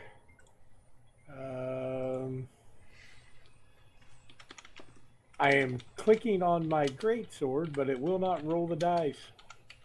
Oh. So do you want me to just pick a die 20 or? Yeah, just use the D20 and add your modifiers. I do not know why that did that, sorry. It's okay. 12 plus, what's your modifier for attack? Strength modifier? Strength is 2. So Plus your proficiency, so it'd be 16. Okay, so that is actually a miss, I'm afraid. And I guess I will use a bonus attack. Okay, so you're using up one of your War Priest abilities. Correct. Okay, all right, so you're going for another swing? I'm going to try this again. Or are you going to use Sacred Flame, or are you going to... No, I'm going to swing again. Great sword worked again. Again, you just miss her. She sort of spins from side to side, cackling wildly as you try and slash at her. First, you slash one way, and she's like twists, and you like switch at her again. She's like, "Oh, try again, my friend." Okay. Okay, that's Pedrick. Vistra, you're up. Oh god. Okay, Vistra is probably going to. Let me just kick the map again. All right, so. Pedrick, I want to get some advice. Where's the troglodyte standing by the new entrance? I'm you sorry. are outside. You probably don't even know what's going on. You're outside of it all, but you can't really see anything that's going on in the room at this time. You're behind Bentoneth and behind Tack. 5, 10, 15. Oh, I'm not moving. Sorry. Chromebook's being a bit stupid. 5. We'll finish this round. We'll finish this first round, and if everybody wants to go for a quick break afterwards, we go to the bathroom and bits and pieces, and then come back after that. Is that all right? Perfect. Yeah. Yes. All right, so I move 15 in. So now where are these two standing? Can I Those see two are them? walls. Or they... You can see them, yes. I can see them, and they're in the walls. They're clinging onto the walls like geckos. They're like upside down. Okay. So in that case, 15, 20, 25. So Bishop's going to do a full movement and go 25 and go there. And then she'll do her sneak attack with a short sword. Okay. You need to have sneak attack. You need to have an advantage, or have someone within 5 inches of it. You don't have advantage on him. Like this. So I can't do my sneak attack. Okay.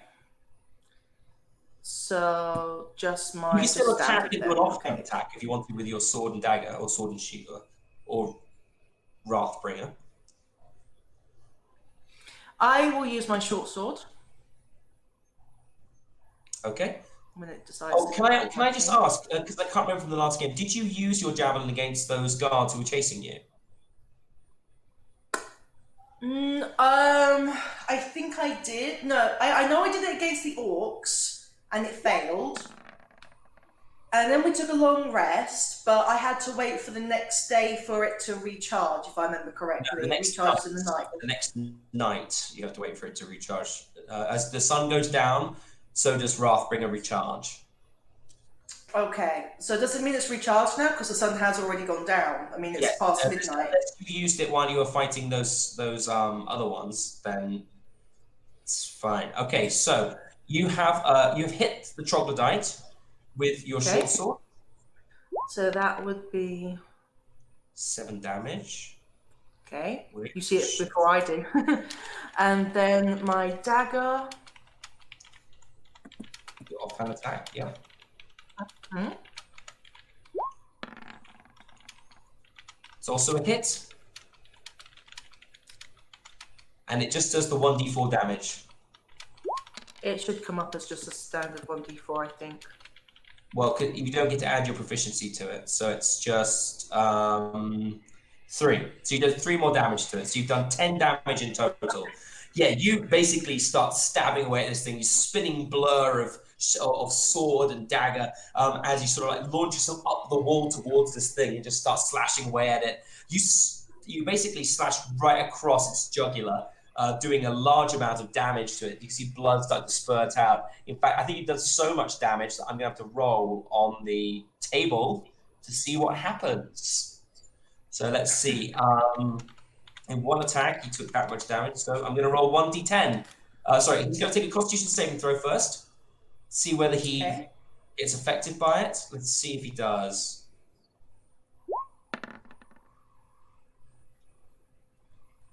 Okay, so you did. No, he failed. He fails his Constitution saving throw, and he's now going to see what happens to him. Is he going to spasm and fall off the wall, for example? I need to roll 1d10. And to do that, I need to move this turn order thing, which is very annoying. Okay. Let's see what happens. He dies. You stab him, and he just like spasms and like little cuts and stuff appear all over his body, and he just falls. As I take the last, as I see the lights sort of go out of his eyes or whatever, I'm just like, I've had enough. Okay, I'm just like, I've had enough of you guys. I'm getting really pent up. Okay. Oh, that's good because it's Bentoneth's turn next.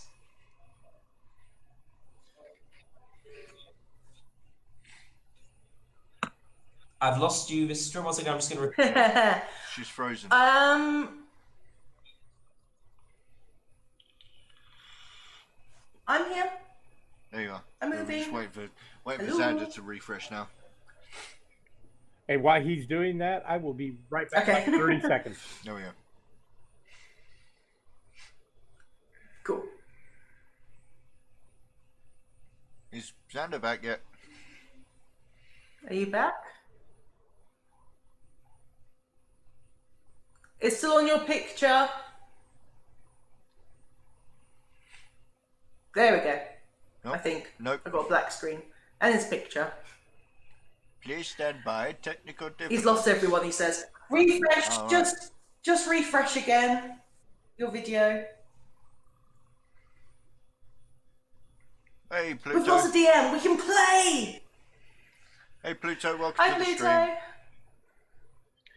We're having some regular technical difficulties today. No, we are now, for some reason. Oh.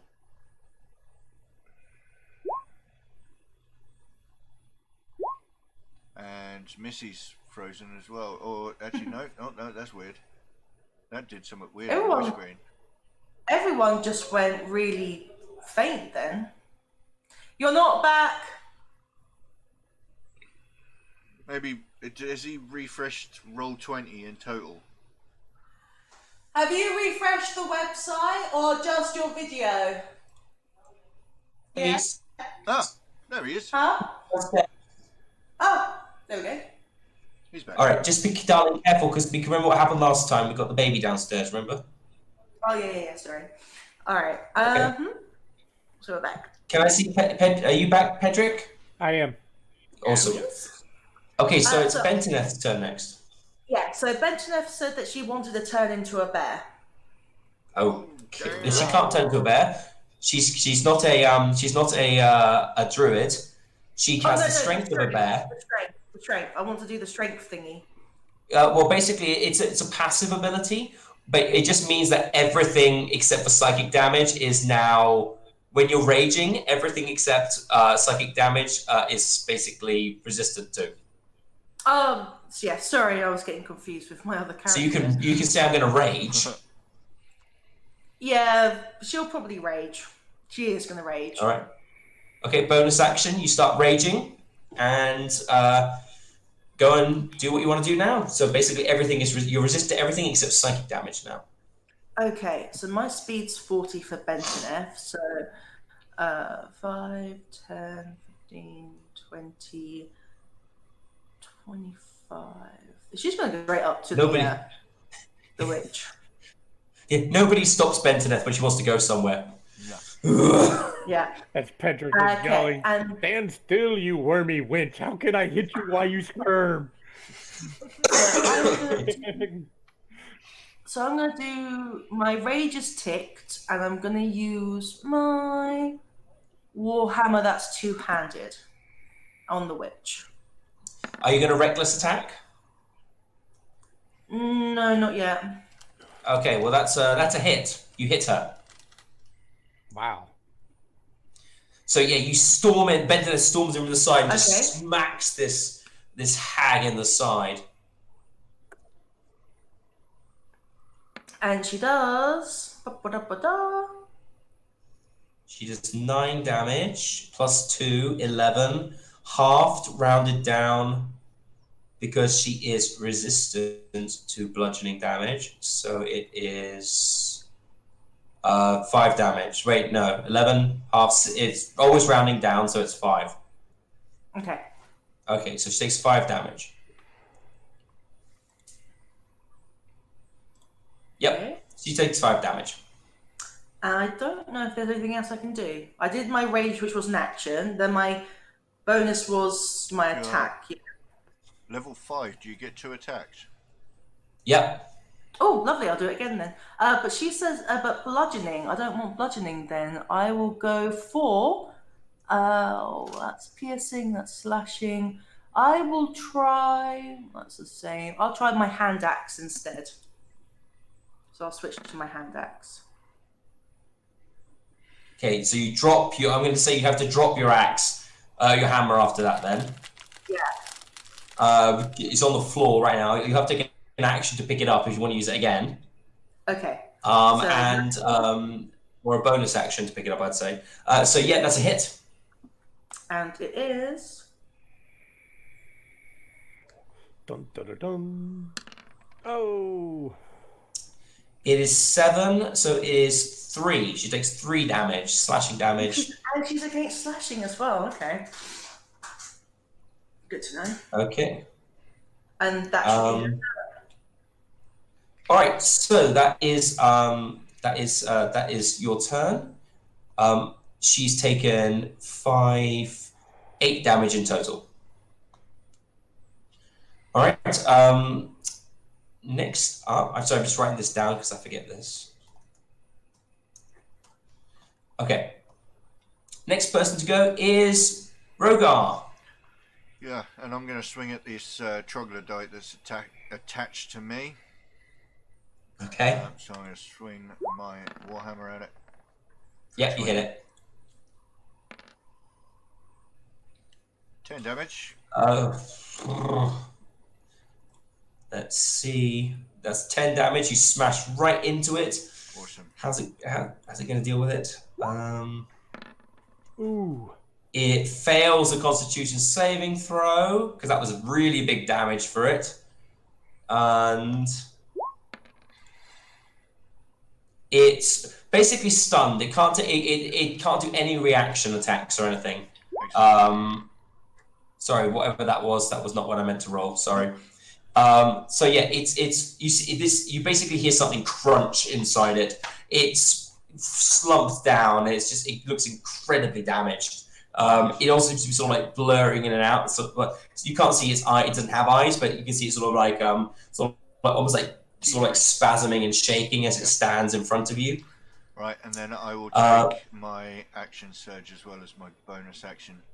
1d10 plus 5, 4. Oh, nice. So. Do you mean your second wind? Second wind. That's what I meant. Yeah. Okay. So you get 10 HP back. There we go. Right, lovely. That's my turn. All right, next person is Troglodyte. Next attack. Unfortunately, everyone's left tack rather undefended. He jumps down and tries to attack tack. That's hard to say. Fun to say. And so he attacks 3 times. Tack and Snow are they should be on the list. I did do them, didn't I? No. Okay, let me put them on. It's really hard when you've got so many to work with. Yeah, I know. And also, you could just make them go at the last 2 before the next, the next start, and that they will. But I'll put them on anyway, so they can be in order, and that way next turn they get their proper order. Initiative. Cool. Tax initiative. Oh damn. And he got 20, so he should have gone first. And Otar's initiative.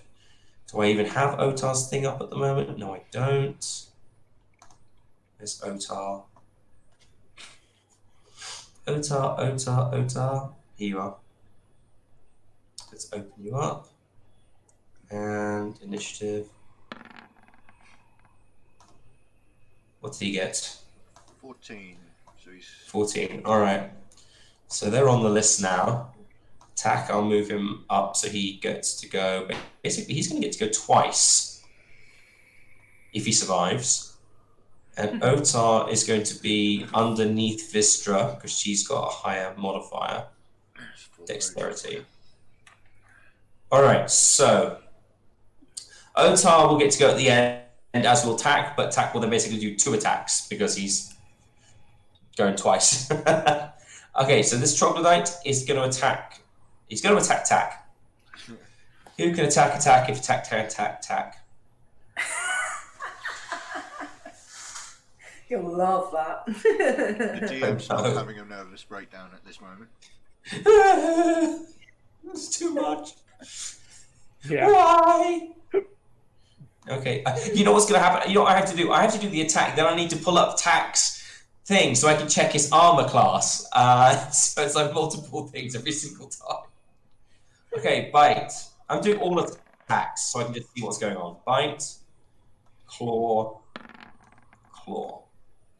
So, Tack's defense is 15, so only the bite attack goes through.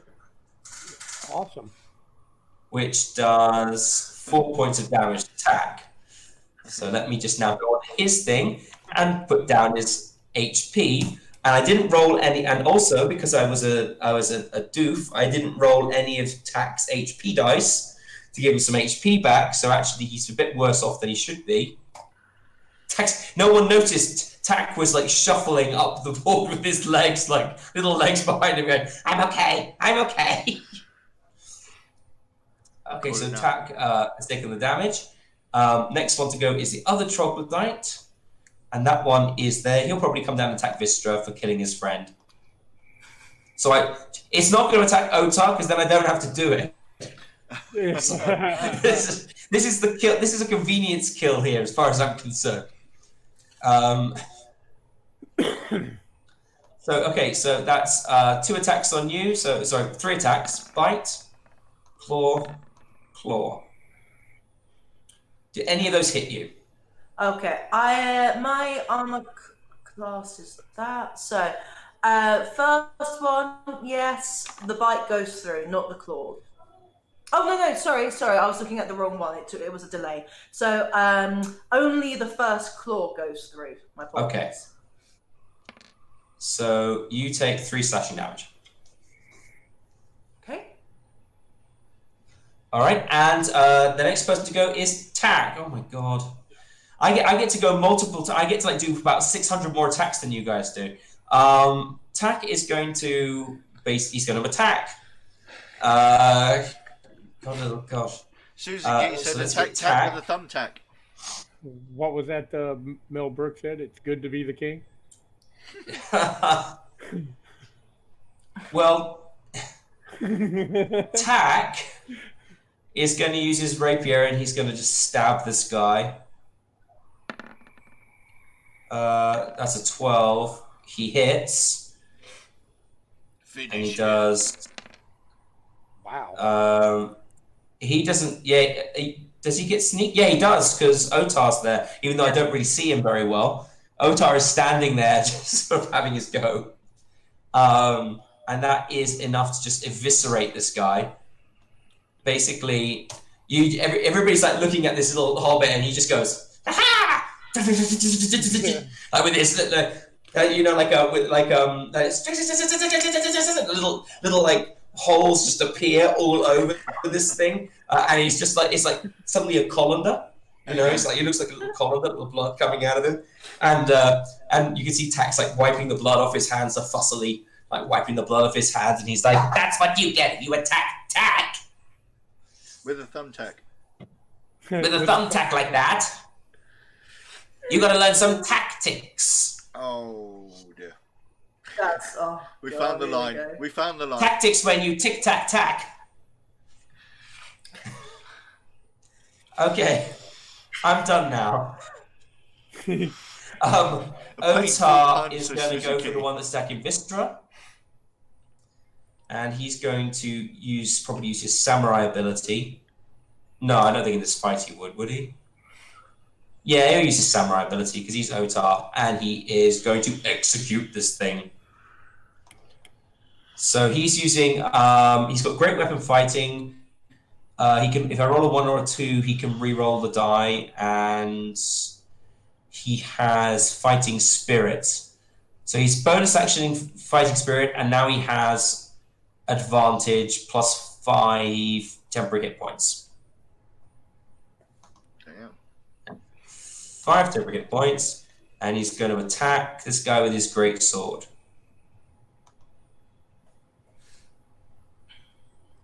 Which is not working because it's just an item name. No, here we go, got it. Yep, he hits this thing. Finish it. And he turns it into sushi. Nice. Basically.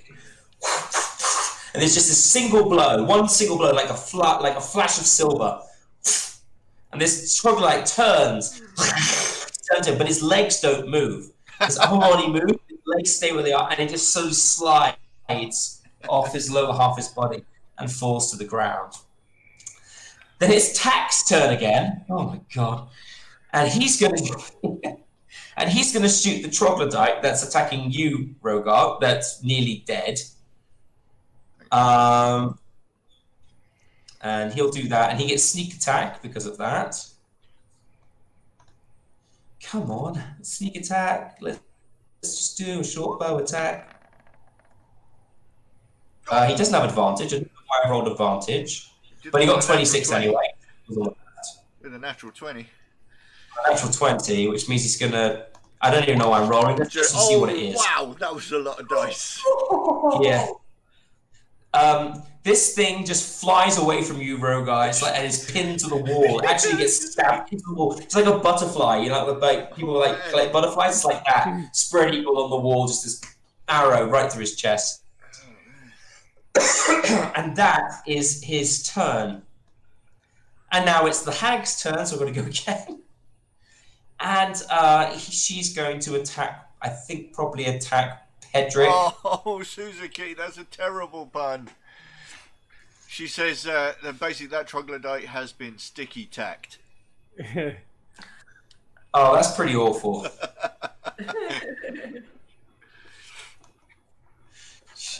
That was a pinpoint attack. Oh man. Okay, so the puns are up against the wall tonight. oh god. You cat to be kidding me. Oh god. She's going to cast Ray of Enfeeblement on you. On who? Me. Oh. Let me just check and see how it works for her, because it's a spell attack, and I want to make sure that if it's a ranged attack, she wouldn't do it because she'd have disadvantage, wouldn't she? It is a black beam. It's a ranged spell attack, so no, she won't use that because it would be a problem. She's going to cast.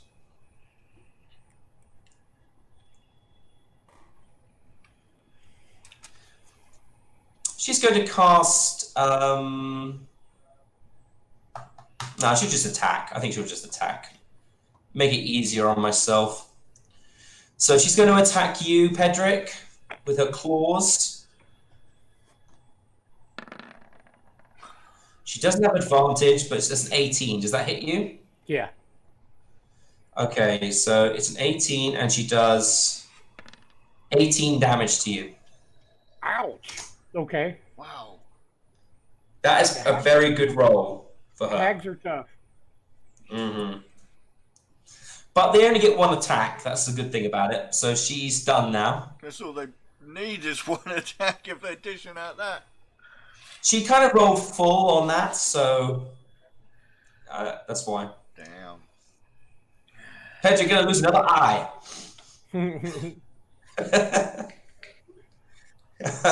Next up is Pedrick, who's going to get some of his own back.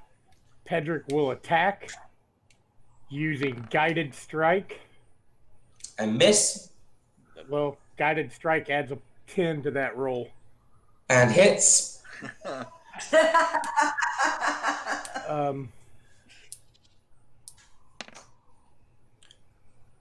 Okay, so she takes 5 damage.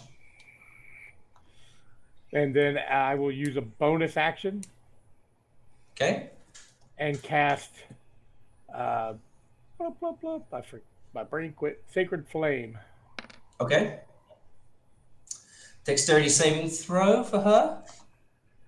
I can get rid of my troglodytes now. I don't need you anymore. You're dead.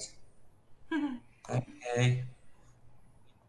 And she's got a dexterity saving throw. Left hand side. She fails. So I guess that's 7 points of damage, I guess.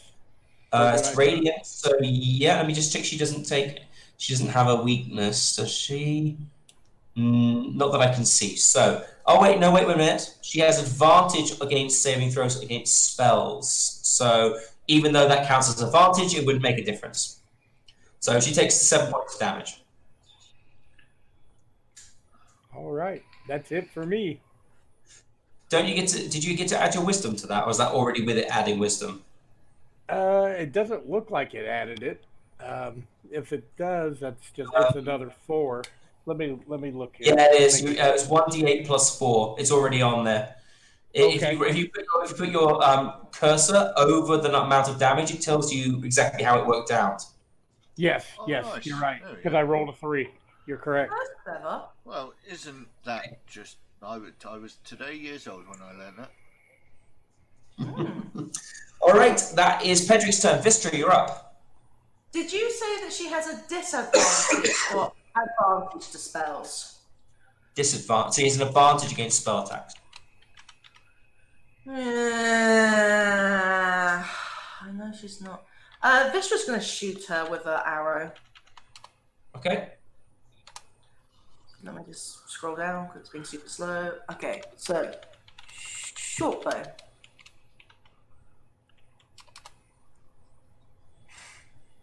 Anytime it wants to work. There we go. Did press it? There we go. It's there. Yeah, the arrow flies past her and she spins, hitting at you.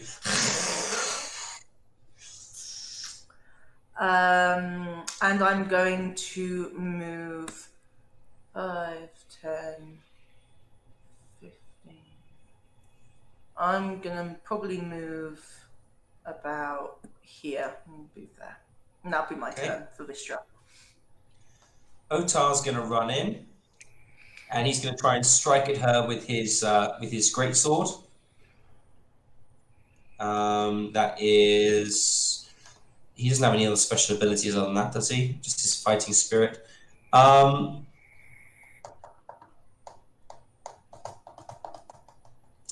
Should he do that again? No, he wouldn't do that again, I don't think. So he's just going to use his... He's not an advantage anymore. It's only until the end of the turn. Till the end of the turn, you can give yourself advantage on all weapon attack rolls in the current turn. Okay. So he's going to attack with his greatsword. And he misses. So this silver blade just comes flashing down near your face, Pedrick. but the hag seems to sway out of the way. Again, and turning its attention now to Otar. Next up is Bentoneth. Okay, so Bentoneth's over there by the hag. She is still raging, right? Or do I have to say I'm raging No, again? you're raging for the next minute. Well, You the rage next 9 rounds. Next minute, so you've got another 9 rounds left before you run out of rage. Okay, so bonus action. I'm going to pick up my two. Yep. No, Okay. no. Sorry. She's going to put away her hand axe and she's going to use her javelin instead. But that's okay. So you can track hitting damage. All right. Yeah. Go on. Just because It's you sort of work combat, out right? what's going to work.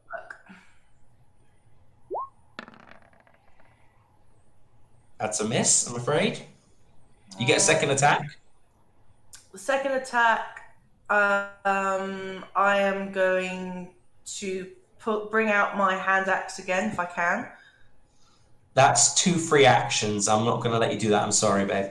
Okay. So what do? So I put away my hand axe. No, I put away my hand axe. I then used my javelin. You'll pretty much have to just use the javelin again, to be fair.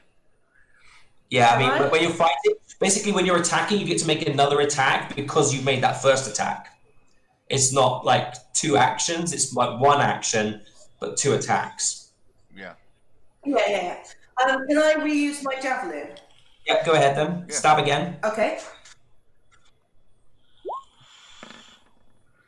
Nope, another miss, I'm afraid. Bentoneth, really frustrated. Bentoneth will stay where she is, I think. Yeah. Okay, Bro goes up. Yep. He's going to step up here. Okay, he's got advantage now on attacks against her. He's then going to swing at her. That is, you give yourself disadvantage. Whoops. Oh, whoops. That hits. That's hit. 22. 22 hits. Press the wrong button. There we go. 10 damage. 5 damage. Yep. And then I'm going to call out to Bentoneth, and I'll say, I'll just call out to her. I know she can't do it just yet. Flank for Pedrick. Okay. All right. Next up is attack. Attack is going to attack, and he is going to. Yeah, he's just going to probably shoot with his bow. He does get a sneak attack though, so he could do more damage with that. Vistra, you would as well. I caught that attack. Yeah. Okay, no, actually, Tack, having seen Pedrick, is going to use his dagger of sunfire. Oh yeah. He spins it around, raises it, and shoots it at her. She has to make a DC. What's his spell? What would his spell saving throw be? I said it would be. Dang, because the last person who had it was a mage. This person's not a mage, so I'll say DC 14. DC 14. So she's got to beat 14 or get hit. So that's her, and she does a dex saving throw. Oh damn. 11. Sorry, 17. It would be because I need to change her so she's not always on advantage. But she does have advantage against spells, so. Yeah, she would do, yeah. She does. Yes, you're right. I'm sorry. That is true. So 17 anyway. She dodges it so she doesn't take any damage from it. He flies right past her. That is Tack's turn. He will use his bonus action to try and hide. So he can try and get some. He's going to try and sneak over here out of her line of view and try and sneak into the shadows. I'll do a stealth check for him just to see if that works based on her passive perception, which is quite high actually. Let's see if he's able to sneak away. But wow, Tack is pretty good stealth. Yeah, attack just disappears from her point of view. He just vanishes. It finds a little crack in the wall. He sort of like hides in the shadow. Next up is the hag. She is going to go for you again, Pedrick. Yay! You're the only one who's really hurt her. You hit her with holy fire. Oh, Susan Kitty, please. Attacks in the crack. Okay, so that 19. Oh yeah. That's 11 slashing damage this time. Okay. I am still standing.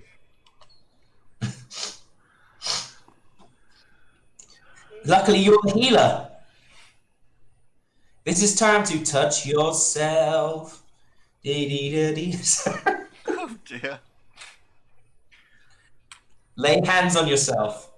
Okay, so it's her turn over. Pedrick, your turn. Well, every time I think of you,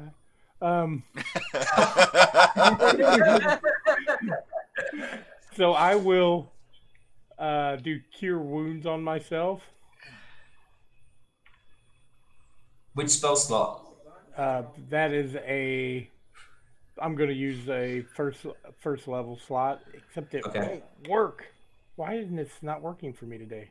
Go to your spells, the spells themselves, Oh, in the wait, actual. wait. I see what happened.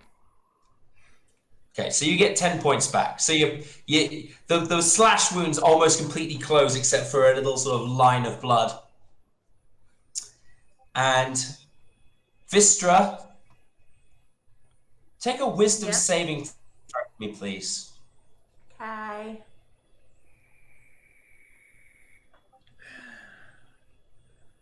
Clicked it. Takes a minute for that to come through, doesn't it? Yeah. Okay. The voices in your head are very loud at the moment, and suddenly a red sort of mist comes over your vision. You have this turn. You feel your feet start to move even before you realize what you're doing, and you run screaming towards this thing. So I'm going to move you. Here. And you're going to move behind her. And you have to attack with Wrathbringer. Okay. But you have advantage, so you can attack. Oh, I didn't. Okay. Oh, you want me to redo that? Sneak attack. Redo it, but we'll say it hit anyway because you got 17. Okay. Just roll it again in case you get like a 20 or something. Yeah. Because you have advantage on the roll. No, it's so slow for my. I did click it. I'm just waiting for it. There we go. Hey, there we go. Not a natural 20, but still pretty good. Okay, so do the attack damage. On the 17 or the 20? On the 20, because it's got the on the 20. That's when you put sneak attack on. Yeah.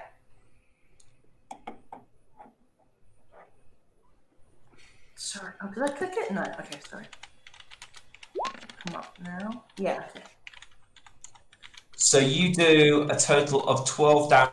That's half to 6. No, it's not. It goes fully through. Because it's magical damage. No, it's the Wrathbringer's not being magical at the moment. Wrathbringer always counts as a magical weapon. It's a magical weapon. And after you've used it, it's a magical weapon. It just doesn't have any pluses to it. So she takes a full 12 damage. And you see her whirl around on you. It's like her eyes, where her eyes should be, this glowing red sort of like flame appears and she glares at you. You are now her #1 target. She recognizes that weapon that you're wielding. Good. Okay, is there anything else I can do? She screams at you. How did one such as you get hold of such a vile thing? Oh, if only I had... oh no, wait, I have the head. Check out the head.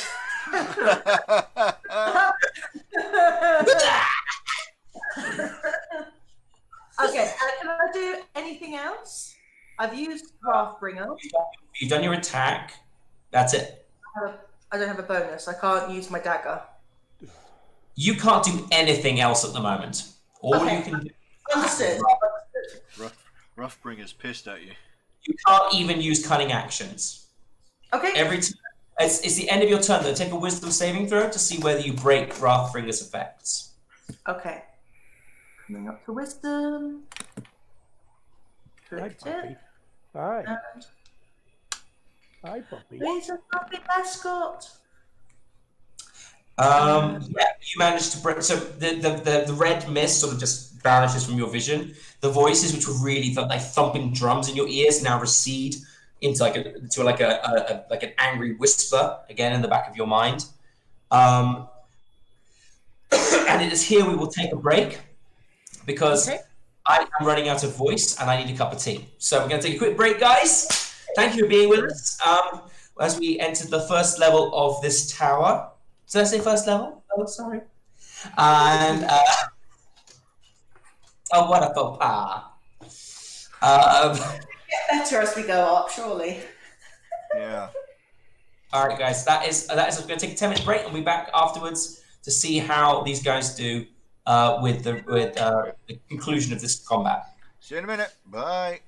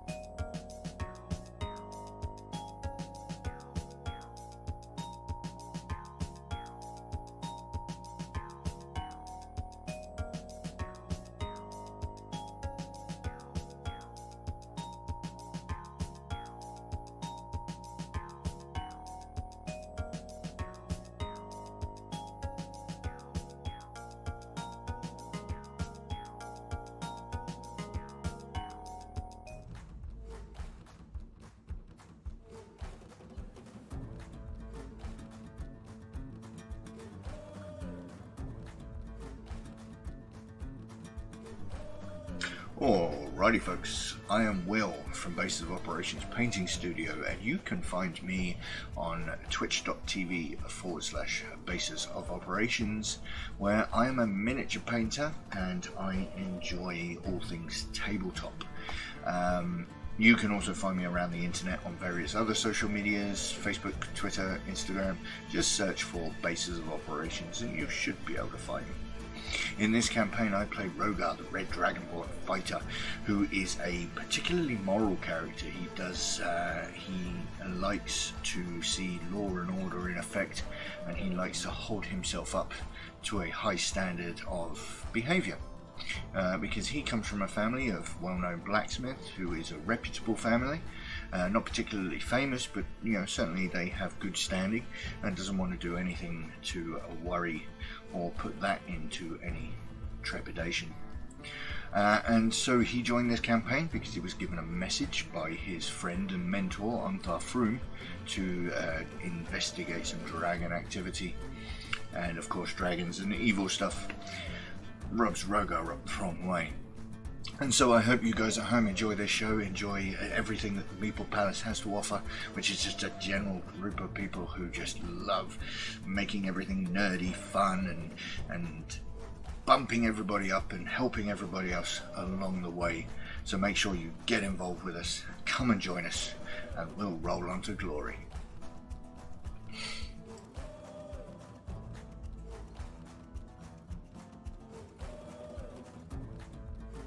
It's Kevin. Hello, my name's Kevin, also known as Kellum. I am not a streamer, however I do enjoy hanging out with the talented people that play this D&D game with us. I am playing a character by the name of Pedrick Strombrigg. He is a cleric.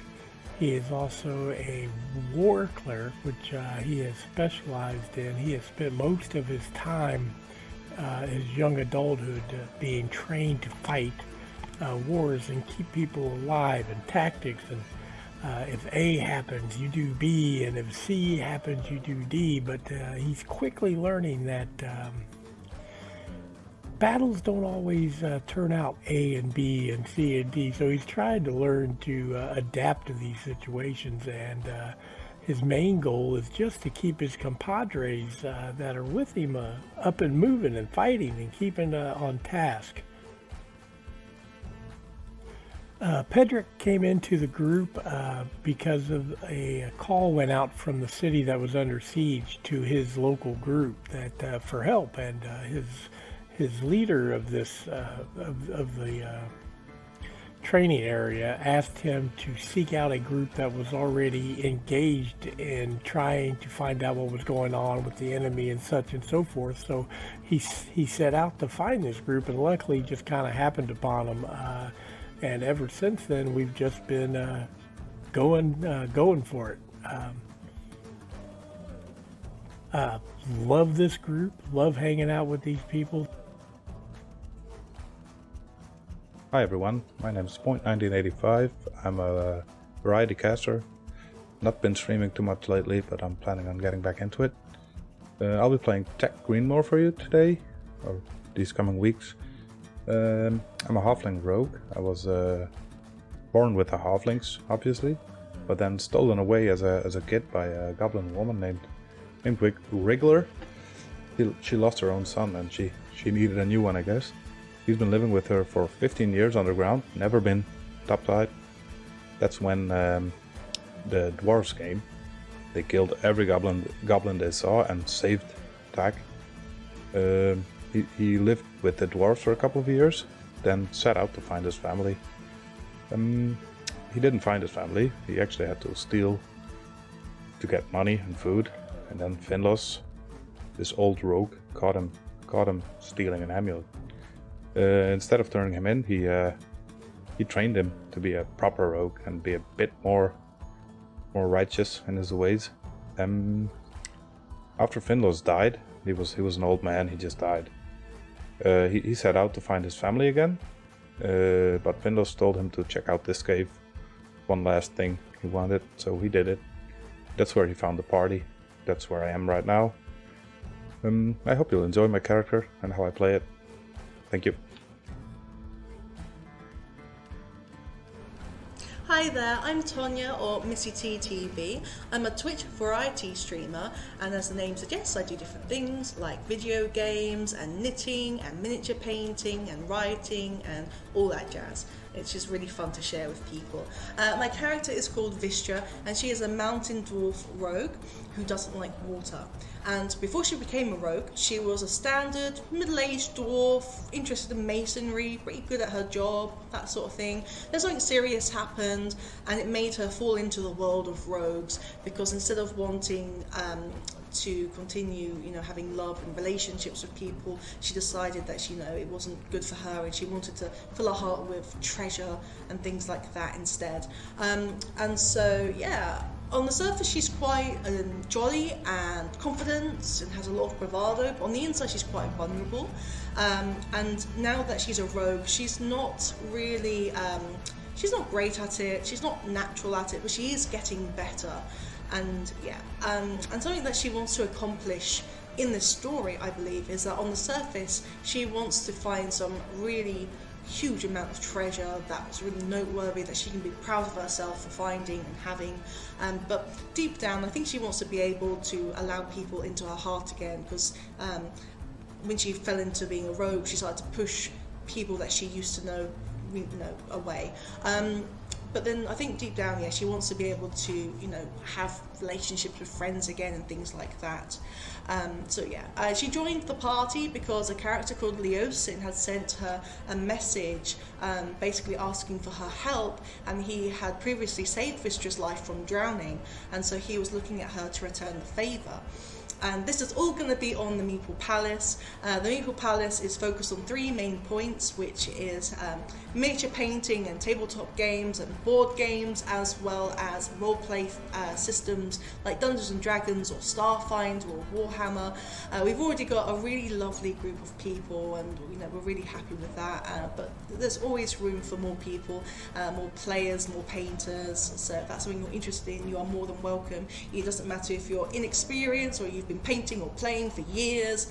Everyone is welcome, and this is a dream that Xander, my partner, or many more games, and I have been having for 4 years, and it's just amazing to see it come to life, and yeah, we're really proud of that. So yeah, thanks for watching.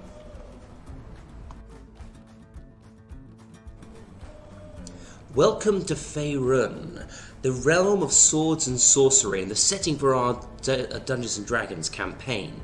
My name is Many More Games, or you can call me Xander. I am the Dungeon Master for this campaign of Horde of the Dragon Queen. I am a relatively new Dungeon Master. I'm also a streamer. I do painting, miniatures, I play Warhammer, I love miniature games, board games, all of that lot. And that's why I wanted to be involved in this campaign, to start this campaign. I am one of the founding members of the Meeple Palace, which is our streaming network.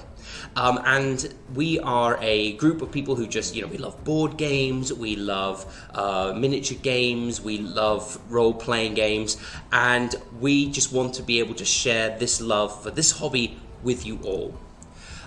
My hopes for the players in this campaign is that they will be able to find a way to explore their characters while at the same time coming together as a cohesive team in order to face off against the evil cult of the dragon and defeat them in their plans, whatever those are, those nefarious cultist plans. So, without further ado, let's get on with the game. Roll on to glory.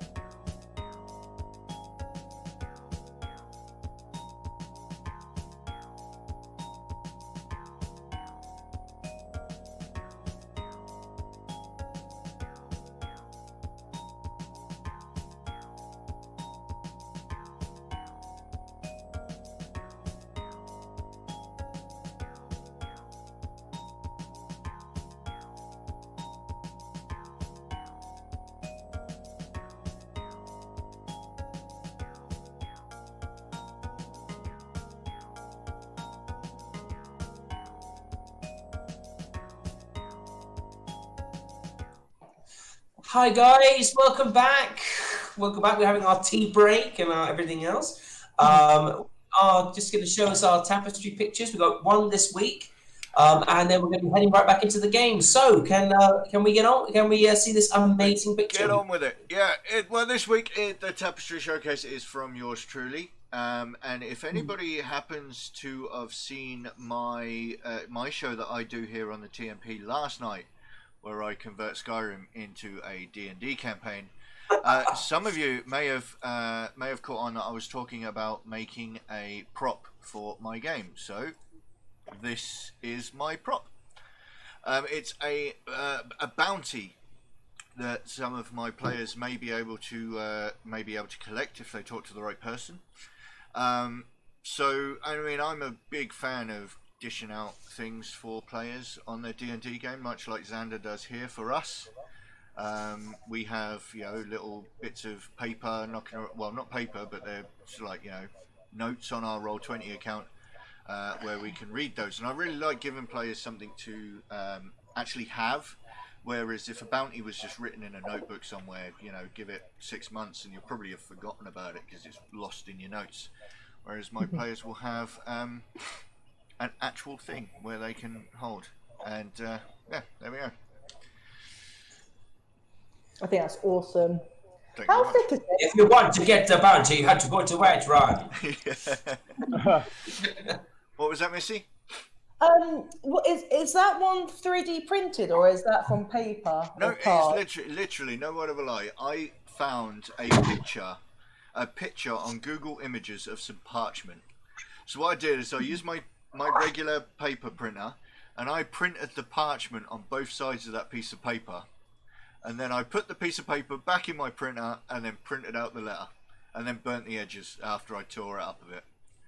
That's awesome. Simple as that. I was going to tea stain it, but that just makes the ink go all funny. So you have to, if I remember correctly, you have to tea stain it first. Once it's dry, then you can write on it. Yeah, but I also can't write in calligraphy, so it would have had to have gone through the printer anyway. So there we go.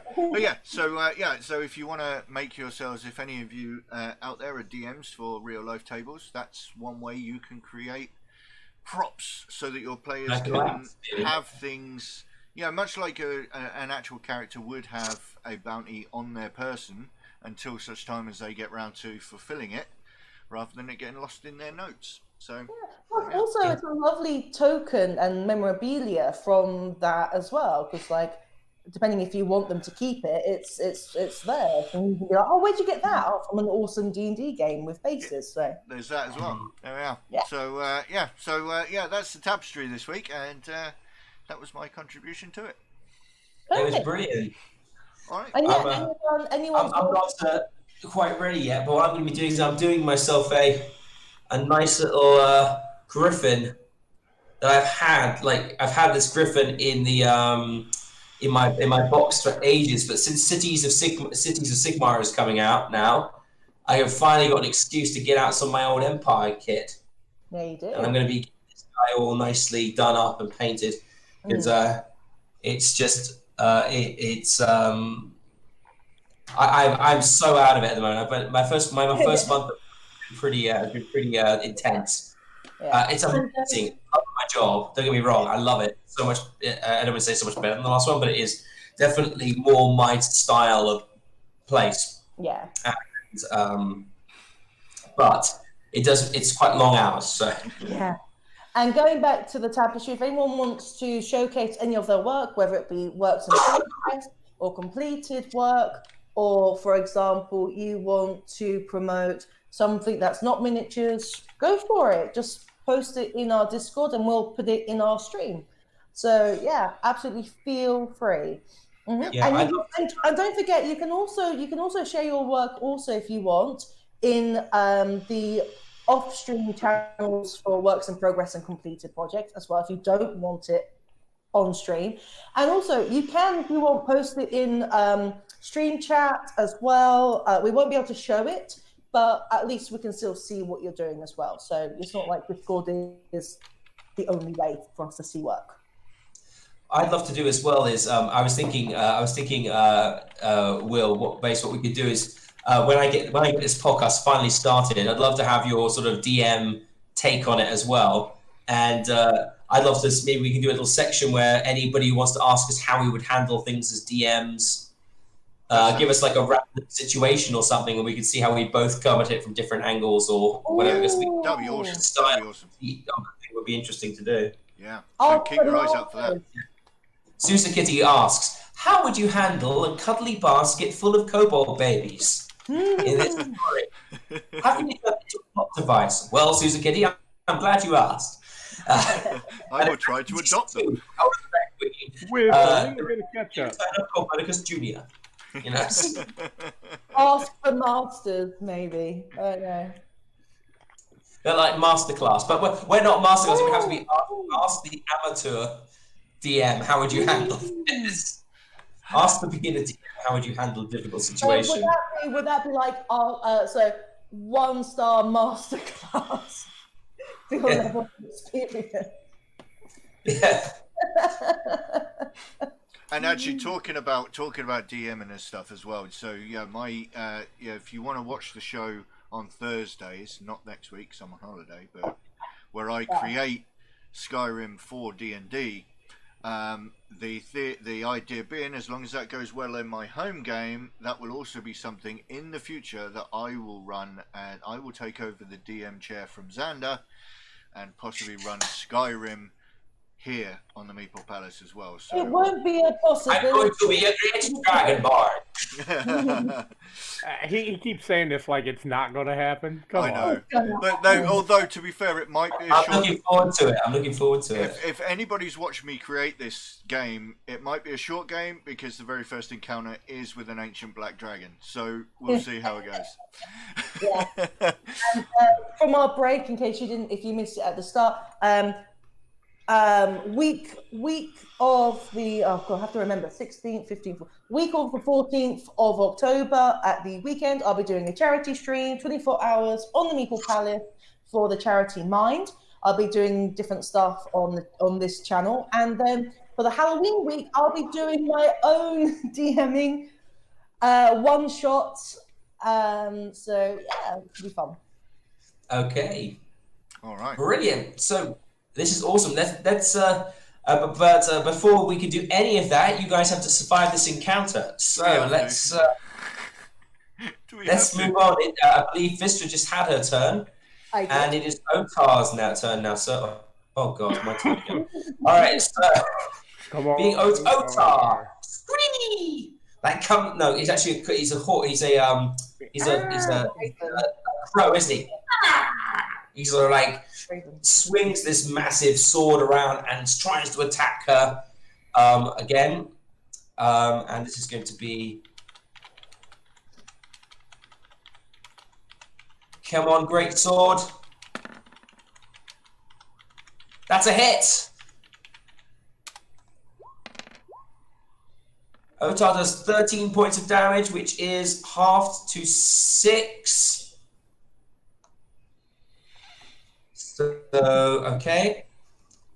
So she takes the blow on her arm, but her eyes, she takes a blow on her arm and her skin sort of almost seems to bounce off the blow. She's watching you, Vistra. She's watching you, and she's keeping her eye on you and on Wrathbringer.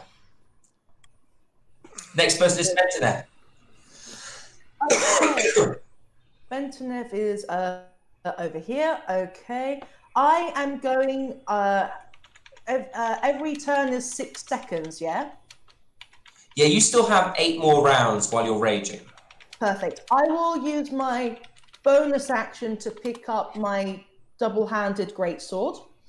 Great hammer, sorry. Double-handed great hammer. Great hammer thingy. And I want to hit her with it. Okay. Take that. So first Take one. that, Hunter Fiend. Oh, I should have an advantage because I'm flanking as well. Yeah, you have advantage, yeah. You're welcome. And you didn't roll with advantage. You only rolled the once. No, I know. I need to do it again. Hang on. Right. I see. Because it takes a while for it to show up. For mine, yeah. I don't know why. All right, hang on. With advantage. I'm afraid. Try again. No, there you go. Take the 14 anyway. Unfortunately, both miss. So you Okay. swing it. You swing at her with your hammer, and you get one more attack though. You get a second attack. I do. Yeah. Here we. Oh no, that's Fisher. I want Bentoneth. Still on advantage. Perfect. Here we go.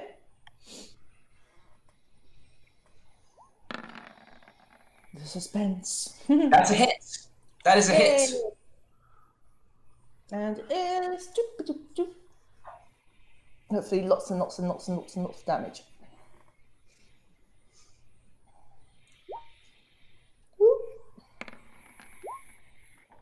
That is. Wait, no, just the one. I did it once. No, Oh, okay. it must have accidentally first double one. checked. First one. That is 4 damage. Why did I do that twice? I only clicked it once. Oh, okay. She's just battering away these blows. They're bouncing off her skin. Slight gashes, but nothing too deep. Rogar, you're up. Rogar is currently really mad, so he's actually he's just gonna drop his shield on the floor by his feet.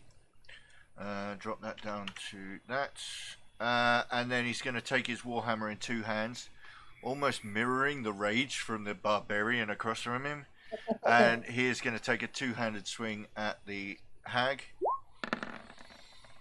Ooh. That is a hit. Definitely a hit. That's 7 points of damage. Not bad. I won't point out that I just did more damage than the barbarian. Oh, you've got more of a motivation than Yeah. But now your armor level has dropped by 2 points. So Yes, it has. It's just back down to normal then. Yeah. well, actually, no, it's still +2 because of the Shield of Faith. That lasts for a minute. Yes. Yes. Yeah. That's what, So like so- 10 rounds? Yeah. So if it's not until that ends that I've actually lost any armor class than what I normally have. Exactly right. So next up is Tack. Tack is going to run. He's going to run up to. So he's not going to run next to him. He's going to run around there. So he's behind you, Rogar. Yep. He sort of almost like climbs onto your back, forces your mouth open, and shoves a vial between your mouth. You get. You swallow because otherwise you'll start choking. Yep. And healing potions are 2d4 plus 2, I think. 2d4 plus 2. Yeah. Off the top of my head, I can't remember exactly, but I think it's. I'll double check it. But you gain 7 points of life back, or 7 HP back. Oh, much obliged. Well, you think you say that, you're more like, Yeah. like half of the potion's like spilling out of your mouth. Yeah, you get 7 points of healing back. When you give a potion to someone else, it is a full action. So that is all he can do, unfortunately, this turn. But since he only has non-magical weapons, he probably wouldn't have done very much anyway. Yeah. So next up is the hag, and she's going for Vistra this time. And she gets her attack on you. And Night Hag, you are going to attack. That is a hit, definitely. Yeah, that's a hit. These long talons come out and she does 14 damage to you. Single blow. There you go, baby. Okay.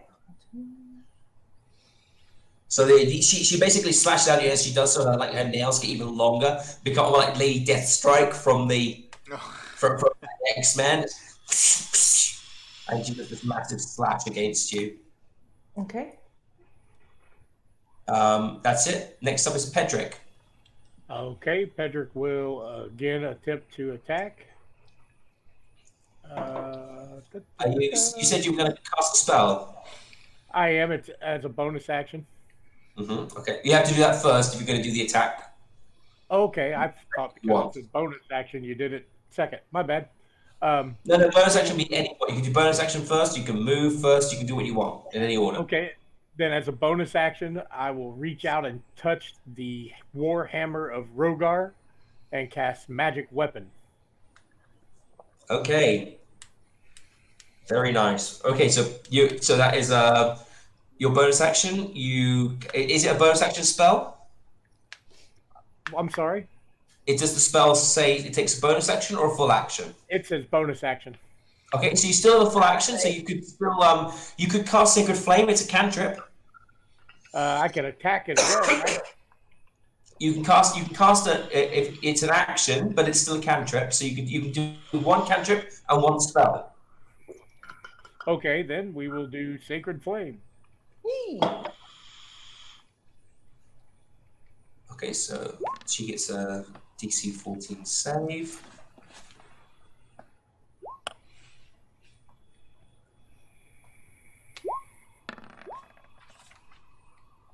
She fails. She takes 6 radiant damage. Stop looking at her stats. I'm looking at magic weapon. I want to see what it's doing, so that I don't have to ask. +1 to hit, +1 to damage. I dig It makes it a +1 weapon. Nice. Which makes it magic, yeah. Okay, Pedrick, that's 2 actions. It's Vistra's turn. And Vistra, would you get take a wisdom saving throw for me, please? Of course.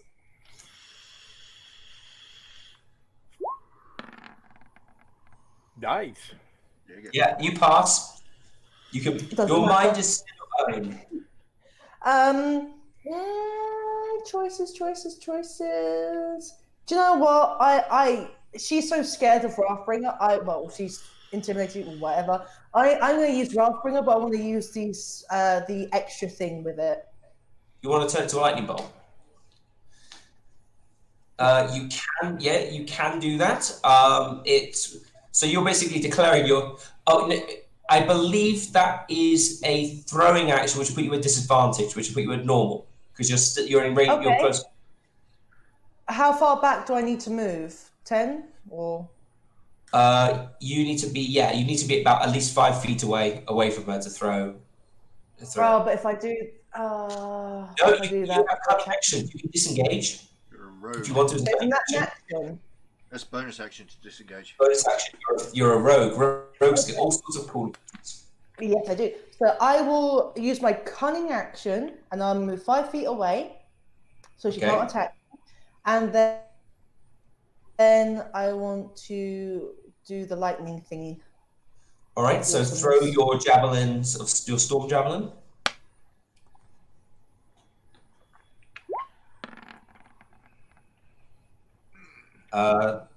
That is a miss.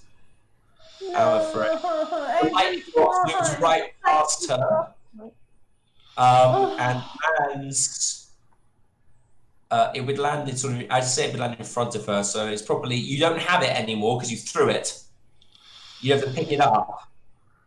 Is it between me and her? The frag stones in front of you. Like you basically threw it, you tripped, and it sort of like slammed into the floor. Ooh. I'll get you next time. Well, you can't do it again. You can only do it once today. Wait, it's Wrathbringer, so I'll be more pent up, so like, I'll get you next time. Yeah, and that'll be my turn. I'll keep disengaged for the moment. Okay, Otar's next. He's just gonna try and slash her with his sword. Otar's like, you will fall, and this sword flashes out. And he actually hits, yes! Otar hits this time. Go Otar. And does 4 damage. Okay. Taking it down slowly. It's chipping away at it. Bentineth's next. Okay, Bentineth is now holding the great thing. And before the break, Rogar did call out to Bentineth to flank for Pedrick. Just to remind you. Yes, that's right. Should she want to do it, it's up to her. Disengage. It's up to her. If you want. So I won't be disengaging because I'm still going to be moving within thingy. So I'm just going to move where Vistra was. Sorry, just pause 1 second. Be right back. I just need to blow my nose quickly. Okay, honey. So yeah, I've moved there. Yeah, I mean, I heard you said that last time, but then Vistra had got in there, so I was like, oh, it's no point. Unfortunately, Rogar doesn't have advantage this time. No. I'll just wait for him to come back before I do my thing. Dead air. Let's have a look at chat. Is chat chatting? Sorry about that. Take the How'd it button. go? Choke on All right, affection. I've now moved to where Vistra Okay. was, so I shouldn't be able to get attacked because I've stayed No, with you're it. still staying engaged. And I'm going to use my Warhammer two-handed. Okay. Advantage. Oh, is it on advantage? Yes, it is. Okay, I don't have to change anything. I did click Just it. one. It clicked it, it Actually, came up you twice. get 2 attacks. Both Oh yeah, hits. it would. Yeah, nice. Twice, but I'm just waiting. Just waiting for it to catch up. I'm just waiting for it to come. Why has it done it twice? Oh, is it? It's all right because you got 2. Like I said, you got 2 Because of the attacks rage. anyway, and they Yeah. both hit. So you can roll damage on both of those. Okay, so the first one. Yeah, first one gets. I've only clicked it once, just so you 6 know. damage. 6, and then the second one, I clicked once. Okay. Hey, Another exactly 6, 12 the same. damage. Think what that would have been though if you hadn't had the resistance. Bloody Oh my God. You've got to love barbarians. They can just do so much damage when they want to. Okay, yeah, wow. She's starting to look a little bit worn down. You can see some of the cuts are not closing, and there's like black, oily, oozing blood, sort of flashing out of it. Next up is gorgeous. Rogar. Excellent. All right, first thing I'm going to do is I'm going to shout out to Otar and I'll say, "Take that spot." Basically telling him to come and flank, Reaction, yeah. come and flank across for me, and then he's just going to lay into the hag. I need to +1, but that's a natural 1. Yeah, you tried to hit it, and this glowing force around your hammer. You're so thrown off by it because your hammer seems to be lighter than usual, and it just throws off your blow. Next time. Tack is going to go, and as a little thief, he's just going to probably shoot her with his bow now. Tack will use his short bow. He's got sneak attack because you're next to her. And he fails. No. He misses. Next up is the Night Hag, and she will probably attack. Who was the last person to actually try and hit her? That was well, I tried to hit her, and the orc did hit her. Oh, yeah. So probably going to go for Bentoneth. So she will, she's going to go for attacking Bentoneth now. Okay. What else can she do? I'm just getting bored with the regular attacking. Anything else you can do? If she's getting worn down, she must be thinking of something new. That's right, the DM is in his head just going TPK. TPK.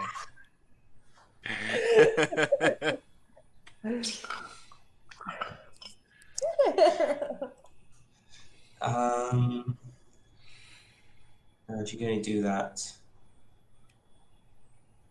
Okay, so she. I wonder. Hey, Base. I wonder if Copernicus is going to be upset that he wasn't there to help you. Yeah. He's just being mollycoddled by your mum. He's sitting there going. He's like a little ball at this point. Like just completely round, little hands and little legs sticking out. He's like, she's like shoving food down his throat. You're so tiny. You know, just let me feed you up. He's like fat animals. He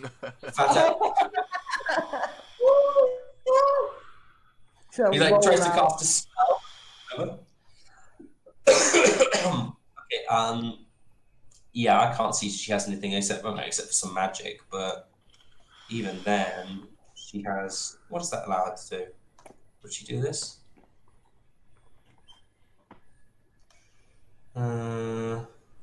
She No, might. But the real question is not whether she would do it, it's whether the DM would do it. I'm trying to think if she, she has some spells she can do, but I don't know whether she would do it. All right, she's just going to attack because it's easier for me. She's going to attack Bentoneth. And she misses. The first time she misses is when she attacks Bentoneth. Next up is Pedrick. I don't think Bentoneth's taken any damage yet, thinking about it. She can barely take any damage. She takes half from every psychic damage now. Only Ilithians are actually able to do any damage to her at this point. Okay. All right. Go on then. Off you go. Off you go. Pedrick, Read you are something really Stormborn. quick. You will take out this hag.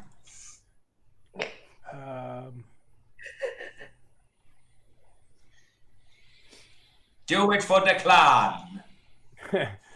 I will attack with my greatsword. Do do do do.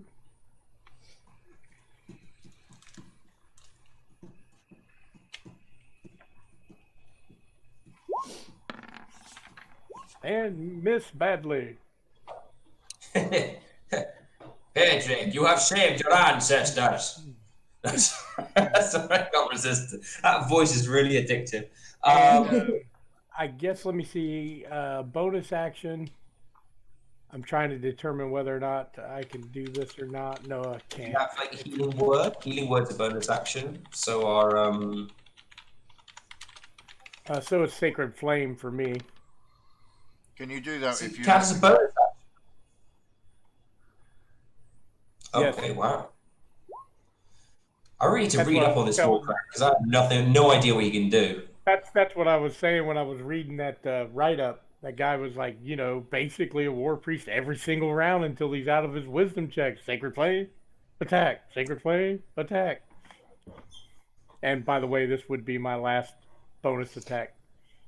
Okay, bonus set with it. Okay, that's using your thing. That's fine. All right, so dexterity saving throw. DC 14, you said? She fails. She takes 7 damage. Pedrick, you have made your ancestors happy. Wow, she's taking a lot of damage now, actually. She's not quite down, but she's definitely looking very haggard and damaged. Oh, dear. Istra, you're up. Is the hag looking haggard? Okay. Cat to be kittening. I mean, Bentoneth's taken where Vistra originally stood. Can Vistra, without moving, pick up the spear that's in front of her? Yeah, it's kind of under Bentoneth's legs. You sort of like she's walked forward where it is like in the ground. You can reach around her and grab it. Yeah. And that's as a bonus action or an action? That would be picking it up off the ground, but yeah, I'll say it's a bonus action. You can have it as a bonus action. Okay, so bonus action, Vistra picks up Wrathbringer. Make a wisdom saving throw. That phrasing will be the death of me, isn't it? Okay, I clicked it. I'm just waiting for it to come up. Wow, okay, yeah. You pick it up and the whispers start like cooing in your ear, trying to like say, thank you. Oh, you picked us up. You're such a noble warrior, blah, blah, blah. They're doing that sort of like trying to make you feel good about yourself. You get little ethereal hands patting you on the back and that sort of thing. And it seems like, neck massage, you sort of feel, I don't know. It feels like you feel better now. You've picked up Wrathbringer. Perfect. I'm going to move, so I'm not engaged with her. I'm going to move here 5 feet away, and I'm going to now use an action to shoot her with my short bow. And sneak attack should be off, right? So that should be off. And I'm a normal, good. 5 feet of her. Oh, anyway. Sorry, why do I keep forgetting? You got an ally So within sneak attack. Okay. So there's my short bow with sneak attack. Wait for it to come up again. So I don't know why it's being so slow.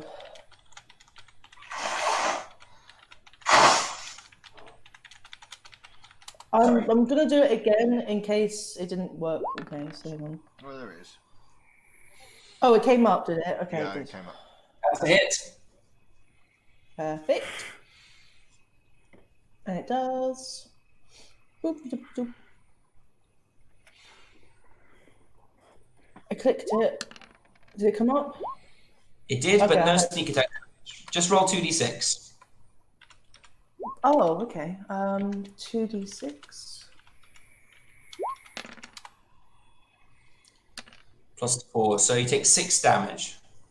Okay. Okay, next up is Otar. And he really doesn't have anything he can do except move up and flank. He listens to Rogar and he moves up the flank. And then he starts swinging with his great sword because fighters are easy to use. Yeah, I mean, Right? that's why I chose it. Oh, he has advantage. I need to roll that again. Both miss. Ah, Bummer. And Yeah, he swings, damn it. but this thing's just weaving out of his blows as he's like slashing away at him. Next up is Ben.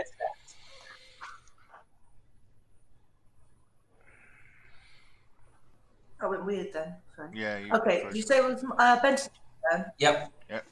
Advantage. 2 Okay. attacks. Finish it. Yes. Okay. Get over here. You've got about, I think, 3 rounds left of rage left after this one. We've had quite a few rounds so far. I haven't been keeping count. Which round are we on? We're on. I think she's Probably- down to 6 rounds remaining. I Okay. think we're on round 4. Really? Wow. Okay. Yeah. I need to kill some of you. That's a hit. Roll again, so you can do your second attack. I'll just do the. Yep. Just wait for it to pop up. Wait for it. It'll be worth Wait it. for it. Hopefully. Now, I told you. Hey, natural 20. Okay, roll damage for both of them. Yep. So first one. 5 points. 6. And don't forget you're an orc. Second one. So orcs get an extra one. So that's 2 plus 0 plus rage plus bludgeoning. So that is plus 8, 10. That's 20 damage. So it's another 10 damage on top of the 6 you're done. 16 damage. Critical Look at this. This is chart. not So very that good. means you get a critical table. Critical chart. I have to just check. Wait a minute. She is on. Come on, come on, come on. Take her Yeah. I on. think you Take have to her critical on. table it. Roll Yeah. 2. Let's see how it goes. Fail it. What's her roll a 2. constitution? Let's see if she does. Constitution saving throw. I'm sorry, she beats it. Ah. But luckily, it's Rogar's turn with his magic hammer. Yep, so again, Rogar, a slightly magic dragon. so that's 22 to hit, That's a hit. because obviously I haven't put the +1 on there, and so I'll plus an extra damage to this. 9 damage. 9 damage. Okay. Let's At see. least it didn't half. Yeah, it didn't half. That's helpful. Well, ironically, that's exactly enough to kill her. So how does this blow look? Yay. All right. Well, Rogar is just basically in the middle of what looks like a barbarian rage. So he just comes around two-handed, bash, and just crushes her into the ground. And as she falls, Rogar is just currently just repeating it over and over and over again. It's just constantly going over and over again. Okay. She's now Pate. Pate. Hug Pate. And Rogar's Very, still very going. delicate. Rogar's still going. Her body is like just been mashed into the ground. Wow. You are out of initiative, guys. Well done. Vistra says to Pedrick, do you want to hold Rogar back? He doesn't seem to be stopping. Pedrick's like barely standing, and he's like, I don't think I can stop him. Bentoneff's like, smack. Bentoneff goes over to him and I've lost you, babe. do I have to do a strength check to see if I? Oh, sorry. All right. Okay, I've got you. Can I do a No. strength check for Bentoneff for holding back Rogar? Okay. I guess. Yep. Hello. Yep. You can try a strength. Mm-hmm. Okay. Rogar, take a strength check as well. Is that strength check or saving throw? You're pitting. It's athletics and athletics. So you're just sort of pitching athletics against each other. Oh, sorry. Okay. Well, I don't want. You don't want advantage anyway. Okay. See what you got. Pedrick will, in a loud, deep voice, shout, Rogar! He's dead. Save your energy. Ignore the first one. But Alright, I so am that not was grabbing him. Yeah, Rogar. Rogar's still going. He's still going. But Rogar's just going for this thing. I can imagine that the floor is starting to crack now. Wow. Okay. Bang, bang, bang, bang, bang. Rogar's just turned this thing into mash. This goes on for another couple of minutes. All of you are standing around a bit awkward as Rogar is just laying out at you. And that's for my mother. And that's for my mother's mother. And that's for your mother's mother. And he's just like smacking it over and over again. I imagine. Basically. I will eventually get tired. 5 minutes, maybe like 2 minutes, or well, no, not 5 minutes. Maybe like 2 minutes before you sort of start running out of steam and breath and start like sort of panting and sweating. And at that point, I'll just run out of steam and I'll just collapse on the floor. And as he does, Patrick says, hit her again!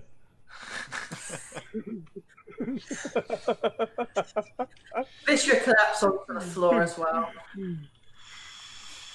Otar sort of stands sentinel over Rogar. He sort of walks over and just sort of stands. He doesn't say anything. He just sort of stands with his great sword down, pointed towards the ground, like sort of Knights Templar style, like placed on the ground. Tak, on the other hand, is as far away from Rogar as possible. He's kind of like over here behind Vistra. Actually, no, he would be near you because you've got the spear. He's kind of over here behind Pedrick. Vistra is sort of slightly clumped onto the floor a little bit. She didn't want to fall down. She was trying very hard to keep standing, but she is feeling very weak at the moment. Okay. So you're currently standing in the hallway of this tower. You didn't really look at it when you came in. It's quite you can see it's got quite beautiful marble flooring. It's surrounded with several statues of different deities and gods, as well as several which seem to be rather more exotic that you don't entirely recognize at this time. Unless one of you is is one of you a far traveler? I don't believe you got outsiders and outsiders, but I didn't know was a far traveler. I don't think so, no. Yeah, and so you probably would have seen anything like this before. Maybe Otar would have know one or two of these things, like he would have recognized one or two of these deities in his travels, but nothing he's really been interested in because he's not religious. At least he hasn't shown interest in religion at this point. Am I okay? Is my voice coming through? Yeah, we're listening. Yeah, we're listening. If you look sort of towards the north, there is a large staircase that is leading up towards the next level. There are several sort of like torches and lights around the room. They seem to be glowing without any sort of flame. It's more like a luminescence, a bit like the light spell. Rogar, you sort of start sobbing quietly to yourself as you're on the floor. Sorry, roll a perception check for me, please. Who? Everyone or just Rogar? Just Rogar. Rogar. Oh, okay. This isn't going to work. Perception. Which one's that? That one. Nice. Oh, damn. Okay, Rogar, as you sort of as you were sitting there in front of this mash that was once this hag, you notice like there's a large lump that's sort of like sticking out of the. Well, there's two large suspicious lumps. You notice sort of sticking out sort of amongst the mush. Well, I'll wipe my eyes, try and hopefully nobody noticed, and I'll investigate what they are. Okay, so one of them turned out to be a black stone. It is large. It's quite large. It's about the size of a fist. It is is very, very. It's very black. It's incredibly dark. It drinks in the light, and it's incredibly beautiful as well. It's it's lustrous. It looks absolutely gorgeous. You don't know what it is yet. You wouldn't know what this is, I don't think. You've never encountered a hag before, so you wouldn't know what this is. Yeah. But if you wanted to, you could take it to have someone identify it or try and find out a bit more about it. So please put into your inventory a lustrous black stone made of an unknown substance. Whoops. Okay.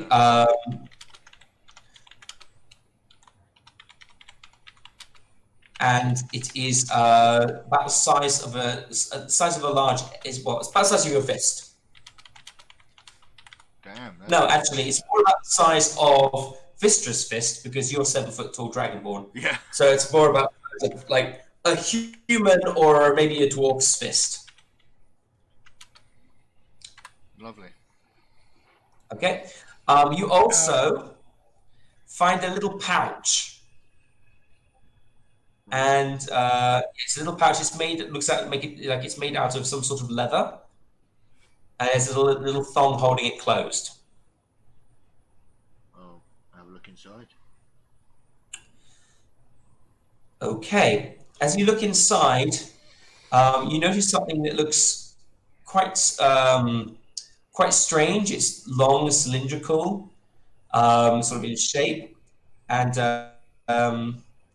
it's quite hard to see when it's in the pouch, but it looks like it's sort of like maybe it's made out of leather or maybe some sort of animal skin.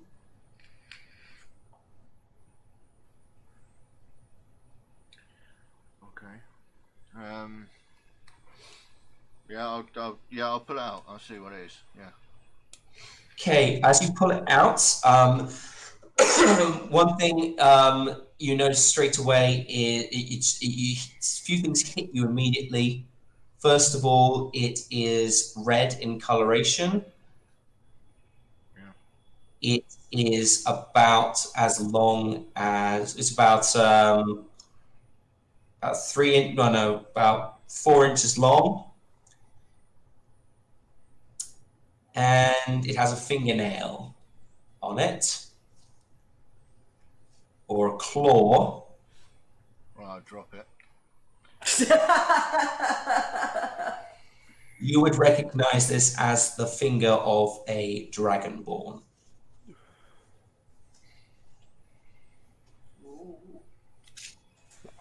While this is going on, Pedrick would like to do something.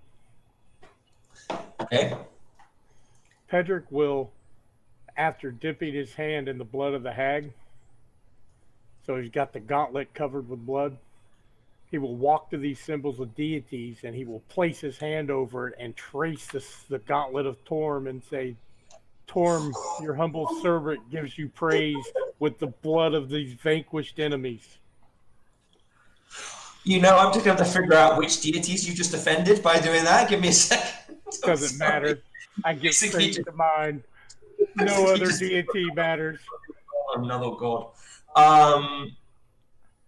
Yeah. So basically, yeah, you can do that. That's no problem. I'm not gonna have half of a pantheon after you for that. But yeah. So you do that. You do feel sort of a sense of righteousness and a sense of sort of like warmth, sort of suffuse your body, healing a bit of your aches and pains. You can gain. I'll let you gain 1d4 HP for that. Basically, just a little gift from Torm to say thank you. Get 4 HP back. Some of your bigger wounds start to close.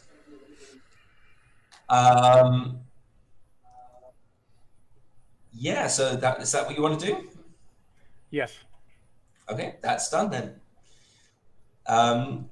Tack is still just sort of wandering around. He's kind of sort of shuffling around, looking into the shadows.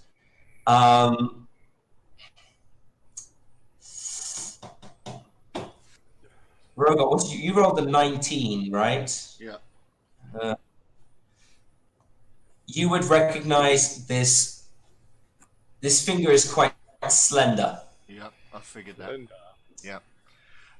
Yeah, Rogar's going to stand up. He's going to address the group. And he says, I was going to call it and say we needed a rest before we come back. And I'll point at the Dragonborn finger on the ground. And I'll say, that's my cousin's finger. And I'll start walking up the stairs. Okay. Pedrick motions to Vistra. Vistra turns to Pedrick while she's sitting on the floor still, and it's like, "What is it, Pedrick?" Pedrick walks over to Vistra and places a hand upon her and will use a cure. Let me see exactly which one. I don't want to. Yeah, let's just go with cure wounds. Okay. And as he's doing that with his other hand, he reaches into his belt and pulls out the bag of holdings. And he says, I believe you will be able to make better use of this than I, and hands it to her. Well, Vistra would say thank you, but she's still a little bit winded. So at 6 hit points. You'll get the ability to she count. can't think ahead that much, but she's like, all the wondrous treasures I could put in here. She's sort of thinking to herself a little bit, but yeah. So I get 6 back, yeah? Correct. Okay, let me just do that now. And brazenly up the stairs, Rogar, I have 1 cure wounds left. So keep that in mind. Oh, no, I did it wrong. Rogar didn't hear you. No, I want more than... Rogar didn't hear you. He's on the warpath. I do have a question, DM, because I have forgotten. When the war priest has specific spells, and I remember that I had to highlight these spells with red dots, but I can't remember what that means. What it means is basically as a priest, you always have to prepare a certain amount of spells a day. What those other spells are ones you always remember, so you always have them prepared. The others you can sort of move around. So what it means is like certain spell. It means you don't have to like give up slots to have those spells. You know, those spells are always ready, no matter what. So they're like in addition. They're ones that because of your training you won't ever forget. Got it. So the red dot means that you won't forget. Perfect. No. What I mean is for him, because priests know all the spells, but they have to prepare their spells every day. But what happens is normally you can only prepare a number of spells depending on your wisdom modifier. What this means though is that means he can only have like maybe at the moment 5 or 6 spells prepared a day. Yeah. But that is not including the other 2 spells that he always has prepared. And then as he goes up to level 6, he'll have more and as it goes up. And basically there are spells that he will always know and always have prepared. So it's always like 6 plus, or whatever it is, your modifier plus these ones which are always ready. So that means I have 2 spell slots for first level and 2 for second level that I'm not using correctly. That I should have 2 extra spells in each slot. No, you don't have extra spell slots. You just have extra spells that you can use. Okay. Spells don't take up spell slots. Spell slots is like your mana. It's how many times you can cast a spell of a certain level of power. you can know 12 spells and still only have 6 spell slots. You know, so you can only cast a spell 6 times, no matter what level of power it is. So you can have 4 level 1 spell slots and 2 level 2 spell slots. You could know if you could know 12 spells, and you could have prepared, I don't know, 8 of those spells. So you have 8 spells that you can cast today, and That's you what I can was use saying. any of them. I haven't. So what I'm saying is, I have 2 spaces in each of my that I could have had 2 additional spells that I know. You haven't. And You've I only got. I Two more haven't spells done you that. could have learned. Yeah. So I need to do that before next time. Okay. Cool. Okay. Cool. All right. As you sort of take your first steps onto these lovely this lovely staircase. First of all, you take a step onto the staircase and you feel like a sort of a sense of vertigo. And as you sort of take that step, you find yourself instantly teleported back to the bottom of the staircase. Oh. I'll try the other staircase.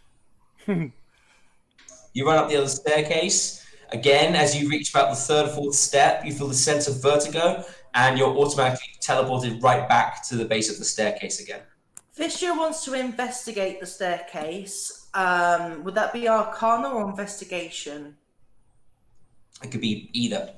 I will investigate the walls and floor while I'll do Investigation. 'Cause that seems to be And while they're doing that, Rogar is smashing the banister with his warhammer. Oh, did that go through? Okay. Yep. Yeah, that went through.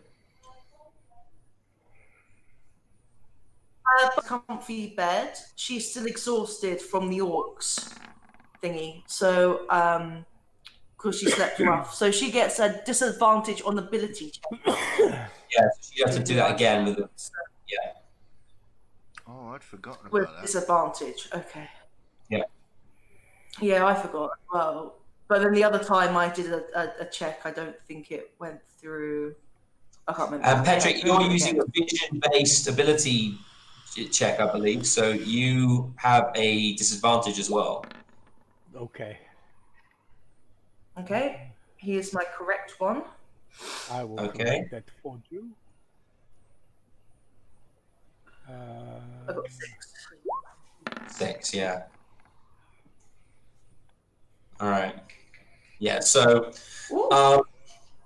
Mr. As you look at it, you really can't see very much that would indicate how you could get past these stairs. You notice, I think maybe one thing you would notice is there seems to be some very strange writing on the walls. Okay. But you can't seem to read it. Pedrick, you'd also see this quite strange script on the walls. Remind me which language did you speak again? Alrighty. I speak. Dun, dun, dun, dun, dun, dun, where'd it go? Where'd it go?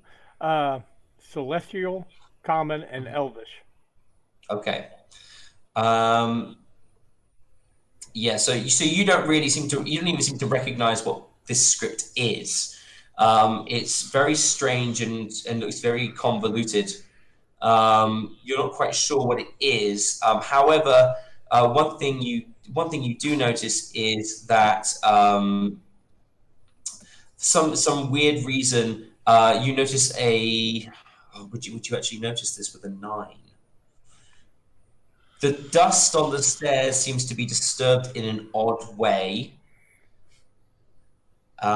It seems to be moving contrary to the circulation of air. So instead of moving in one direction, it seems to be moving in the other. Like instead of moving with the air, it seems to be moving against it. So Pedrick moves closer to Vistra, and he kind of rubs his good eye and stares, and he says, "Look at that! The dust is it moving in the wrong way, or am I not seeing things clearly?" Oh, you tell me. I only noticed the strange writing on the walls. I'm pointing it out to you. I guess. Vista would have something slightly familiar about the writing, but it's not something that she seems to be able to read. And then Pedrick thinks, could there be some kind of mechanical device worked into the stone? Or is there a hole for air coming from somewhere else? But something seems to be moving in the wrong direction here. Vista would like to check the wall. If it's masonry, I believe I get a thingy because of my history of knowledge of. Yeah. So what do I do with that? It's a wall. It's a wall. It seems well made. It's kind of an interesting stone. Maybe you don't even know quite what the composition of this stone is. It's quite a strange. It looks almost like marble, but it's got like weird blue and silver veins running through it. It's bits of veins of rock, not veins like blood veins. Yeah, that's what you notice. Okay. Vista will probably move over here to the center and wants to sort of see what this area is. If it will actually decides to just do something. Rogar's just smashing this thing, by the way. While you're all doing this investigation, Rogar is like smashing his hammer against this banister. Like, hey, right. I think I'd have worked on the I'll be working on the stairs now. Pedrick shrugs and thinks this is silly, but he tries to walk up the stairs backwards. Yeah. Just to see if in his mind he's wondering if it's an illusion because of the mist he sees flowing the other way. You walk backwards. You reach the fourth step, and you keep going. He figured it out. So he shouts, "Hey, walk backwards!" And all right. He keeps walking up the stairs. So Vista will go where Rogar is. And just smashing at the stairs. Just smashing away. Walk backwards. As you hear the words walk backwards, you look at the writing again and you realize you need to walk backwards. I realize and it says in Dwarvish, walk backwards. I have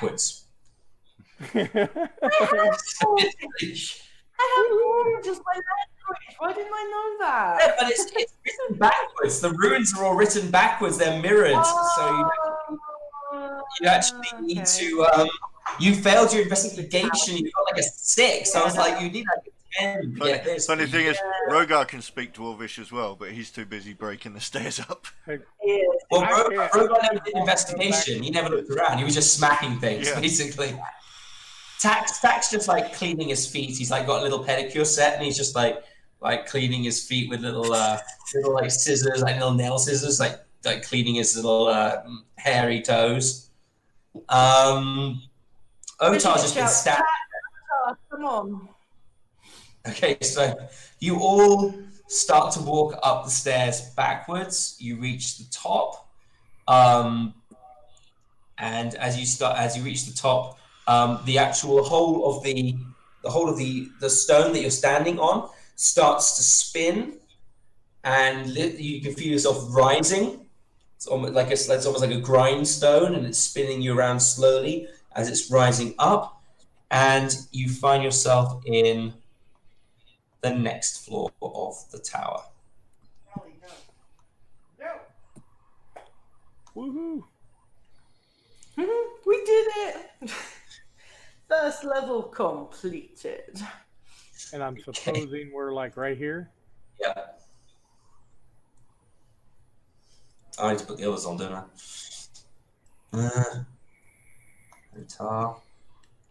Otar looks very upset that he's had to walk up backwards with his bird feet.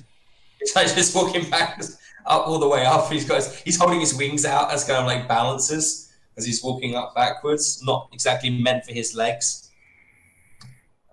Tack just sort of hitched a ride on Pedrick's back. Oh, hang on. I forgot to double Uh, check Bentonette what. needs to Yeah, come up as well. I need to go up the chat a second because I need to check something. Sorry, one second. It's all right, Mr. Bond. There you go. Thank you. Okay. I need to. I wanted to see what her last, because she did get hit last time, and I couldn't remember if it was a 3 or a 6. Because I did it on the token, not on my sheet. I think it was a 3 from the hag. You took. How much damage did you take from the hag? Yeah, was it 3 or 6? She tried to attack Vistra. No, Bentoneth. Vistra, I know. Oh. Vistra saw. I don't know. I think she missed Bentonette, I didn't think she? so, yeah. No, I think she got hit. Any damage? I rolled a 9. Oh, okay. Then no, she's fine then. All right, cool. Everything's updated. All right, let me drag her on. So, oh, did you put her on for me? Yes. There she. Oh, I forgot to say that Rogar would have obviously picked up his shield before he. Oh, she's on. Okay. Sorry. Before he came Did you need upstairs. the finger? What's that? Did you take the finger or leave it? No, I left the finger. Okay. But I picked up my shield, and I imagine the shield of faith would have worn off by now. Yeah, it's only 1 minute. Yep. Did you take the stone as well? I've got the stone on me, yeah. Okay. So yeah, once we get to the top of the stairs, Rogar's just gonna march forward down this corridor. Okay. Pedrick puts his All arm right. out. As you walk down this sorry. Go ahead, Pedrick, sorry. Pedrick puts his arm out in front of Rogar and says, "Wait a moment. Oh. I don't trust these steps." Yeah. All right. Yeah, because he's just been caught by a trap already. So yeah, he's gonna. I will have stopped. And he moves aside and he looks to Tack and Vistra and he's like, "Could you guys take a look at this before we walk across this?" You teleport yourself back down to the bottom. Okay. And then he will start walking back up backwards again. But Okay, you walk back up backwards. You go back on the grinding thing. You come back up. It kind of appears like you sort of like there's like a grinding which, and you sort of like are like almost like a shadow as you come up. The rest of you sort of see you come up through the floor, and the minute your feet are like on level with the floor that you're all standing on, you become solid. It's like. Okay.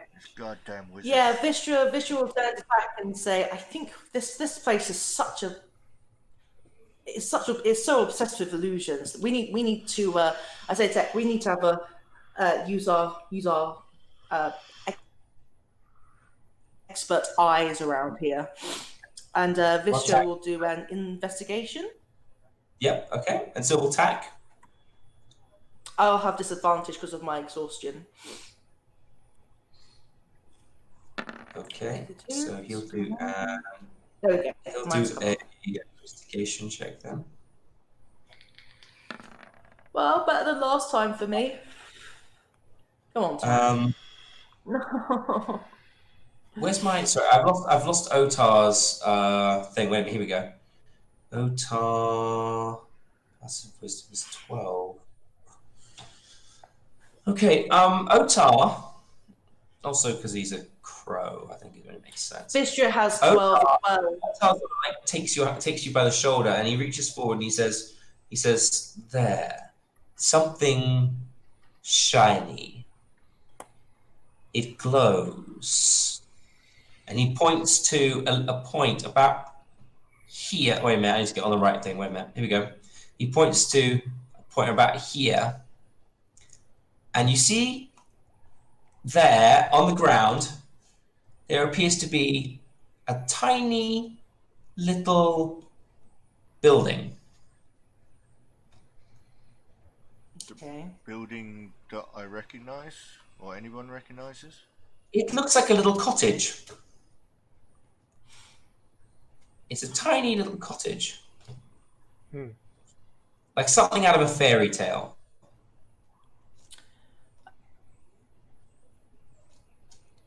As you look at it, Fish has got passive wisdom 12 as well.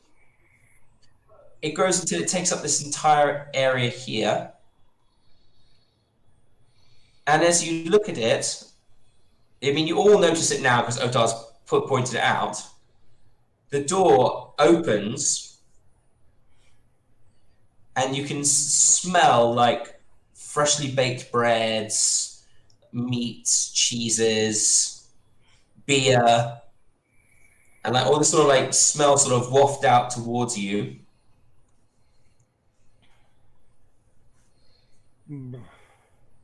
I sort of turn to Rogar and say, might be an idea to burn it. With your fire breath. Vistra and... Okay, Vistra, Rogar, because of your background, and also Pedrick, roll an Arcana check for me, please. Okay. Or in Rogar's case, you can take Arcana, or you can take History. Your choice, whichever is better. No, it doesn't matter. Either one's the same. Oh, I had disadvantage on. Should I turn that off? My bad. Yeah, turn it off. This is not a visual thing. This is a memory thing. Same with you. Oh no, you're exhausted. You're exhausted. I'm exhausted. I am. Yeah. I think I was exhausted as well because I haven't got a bedroll either. So yeah. I should probably do. Pedrick, you've heard of this before. Yeah. You're a war priest, but you've often had other people visit your temples. There would have been like you would have had the war mages, for example, probably would have come and visited your temples. As would maybe some of the other sort of like some sorcerers or other people like sort of more combat orientated magicians. But you would have recognized this is a spell that you once saw a master from Elturel once cast when he visited your temple. He was so disgusted by the sort of basic levels of accommodation that he was offered when he came to visit that he used some of his magical power to cast this spell. It is called, let me just remember what it's called. This spell you would recognize is called... Not Leomund's Tiny Hut, is it? That's it, Leomund's Tiny Hut, sorry. Leomund's Tiny Hut. It is you would know it to be a benign spell, which basically creates a small pocket dimension where people can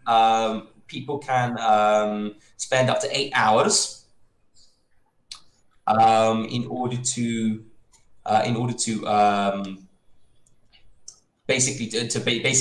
wizards normally use it as a safe place to rest if they need to.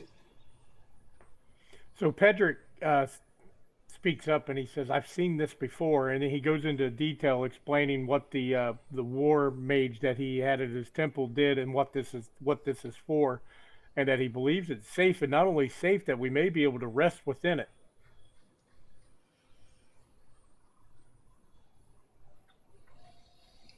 I say to Rogar, "Don't burn it." Shall we risk it and go inside? I mean, it grew. Maybe it likes us. I mean, my cousin's still waiting for me. In the spirit of Weird Al, Pedrick will venture into the building.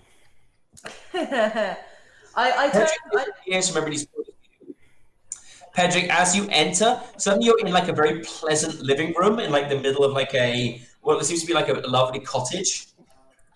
There's big squashy armchairs, a roaring fire. There seems to be a table full of food and drink. Towards the side, you can see a number of beds and bedrolls that are sort of propped up against the walls. It seems very cozy.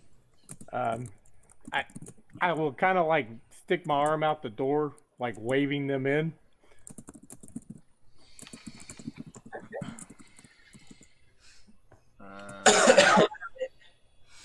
I just say like what I've written to Rogar, and I say when they're good to your cousin, if we're dead and some of us do need a bit more time to be properly prepared to, help you out.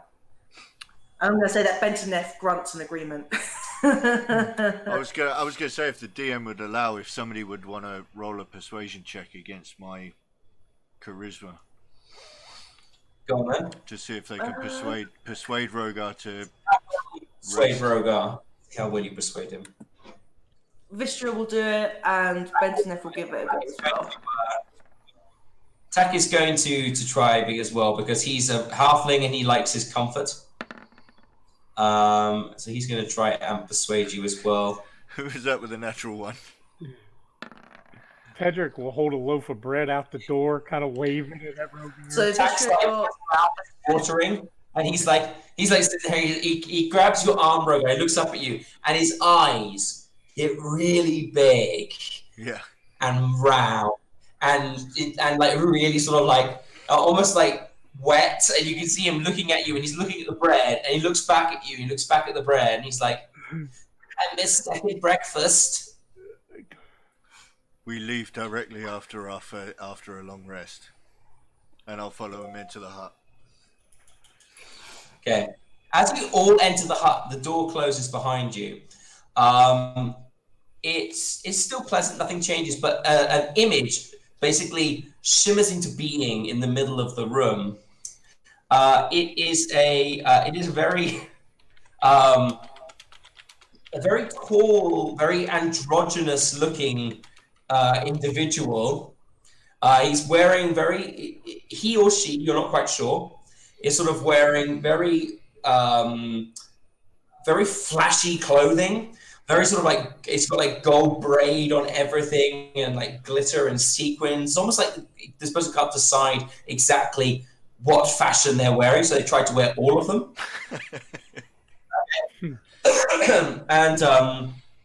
And you can see like the gold rings or his or her fingers. The hair's quite long, but with almost like a poof, like almost like a quiff thing at the front.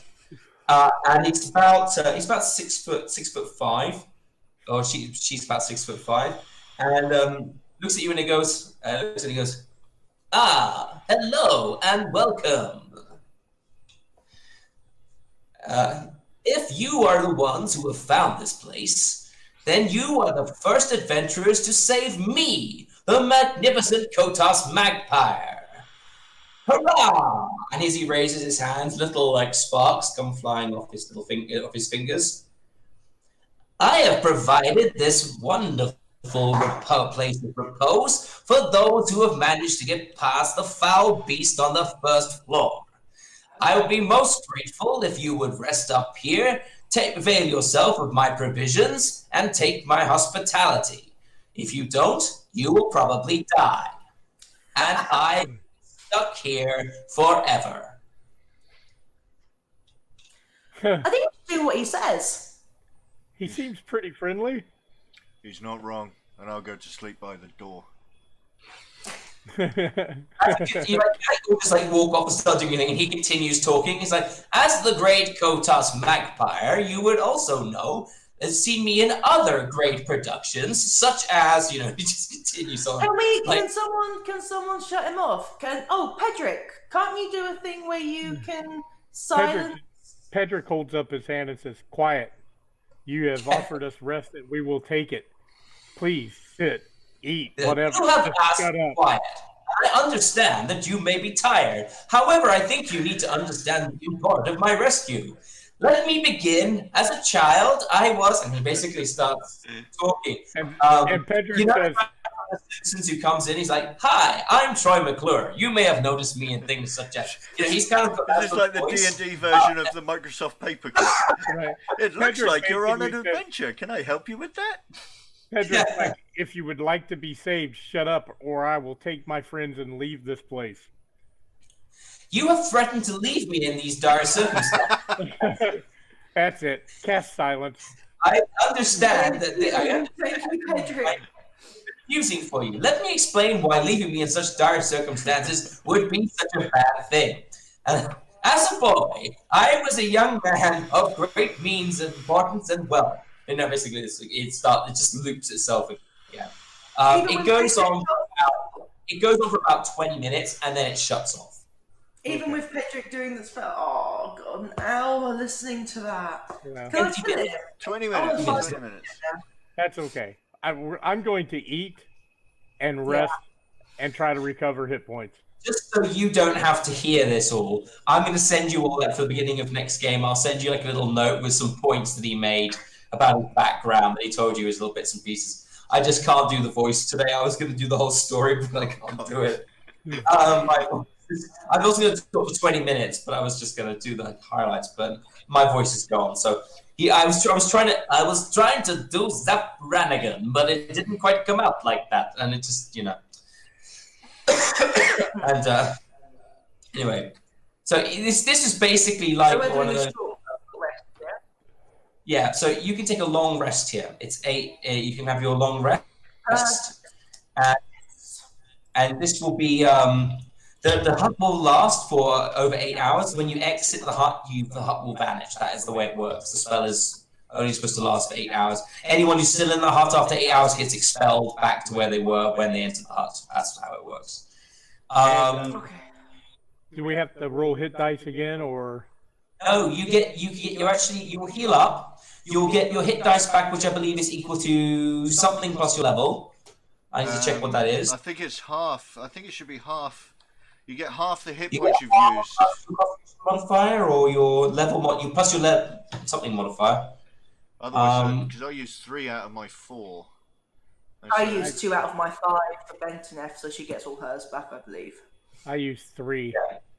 As long as you used under half, you would have them back. I used over half, so I only get 2 out of the 3 that I used back. When you finish a long rest, you regain all those hit points. You regain hit dice equal to the number of dice equal to half your total number of them. Yep. So yeah, basically you only get half back. So if you have like 4 hit dice and use 3, you'd only get 2 back. So you have 3 hit dice. Yeah. Do I lose my exhaustion from resting here? Yeah, you will. Yes. If you have 1 night's rest, you lose your exhaustion. Same with these are beds. These are like comfy.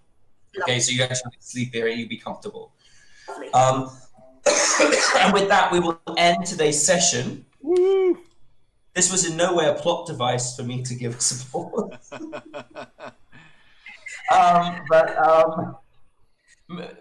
DM, why is there a save point on every level and a healing fountain? But hold on. There's a mana pool at every single level. No, this is just basically the hut was going to be there anyway, but his projection was going to be there. I put the hut there because I wanted it to. I wanted to actually give you a place to have a rest between sessions. That's me being nice. Don't say the DM is evil all the time. And I need to give you guys some experience. Ooh. Nice. So experience. Let me just do this quickly. Feel free to talk about things coming up while I'm sorting this out. Take me 2 minutes. Yeah. I mean, I forget. I do have my regular show. I won't have it on Thursday next week, but I will be back Thursday the week after for me continually building a Dungeons & Dragons 5th edition game around the game of Skyrim, where I play the video game and convert it into D&D rules, where I might get to make some more props and some more battle mats hopefully in the future.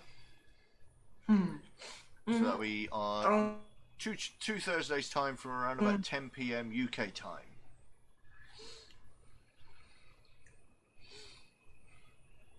Okay, so I'm giving you. I'm giving you 350 experience plus 100 XP each because plus another 100 XP because Pedrick figured that out so quickly without any hints or clues. In fact, I'm going to give you 150 XP for that. Oh damn! Is that each or just for Pedrick? Each. Oh damn! So we get 400 each. No, 500. 450 each. No, if you said 350 plus 150. Would be 500. Yeah, you're right. 500. Yeah. Excellent. And that puts us Very at nice. 6340. Yes, indeedy. Which I believe is what, about 300 less, and then you go up a level after that. 6.5, I think we need. So it's just Just a under, couple hundred more. Yeah, just under 200, I think. Oh my goodness. And right now, Rogar is definitely in a murder hobo rampage. So yeah, everything we see, we're gonna kill. Else? I don't think I do. I'm not trying to XP drop. I'm just seeing. Would you have got anything else? I think the only thing we did after the orcs, which was the last XP that we got. Basically, we it's went to the puzzle and the hag and the troglodytes, whatever that. Because before that, the fight in the forge.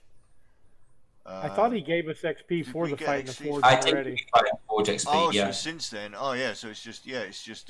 So we've just had the one battle plus the puzzle. Yeah. You basically just walked in and did the puzzle. You didn't figure out what the writing was till the afterwards. Yep, that's it then. Yeah. Sorry, guys. That's all right. But pretty much guaranteed to go up after this. Yeah. Short of Rogar using excessive force in interrogation, I don't think we've done much else. So. Not really. It's been fun though. Well, I mean, Rogar, you did try to burn the man alive by shoving him into a forge. I mean, yeah, I would have gotten away with it too if it wasn't for his pesky squirming. All right, that is us for today, guys. Sorry, I've been a bit. I'm not quite my lively self today, but I hope you had fun. Definitely. A fully rested. Suzuki said a fully rested team is more fun to torture later on. Yep. True that. And I'm looking for someone to raid, so please stay with us. Yep. I will pop up the end screen. I'll say thank you while Missy's doing that. Thank you, DM, as usual, and thank you to the guys at home for watching. And we will catch you next Friday for some more of this. All right. Stay in the chat. Cheerio. Bye.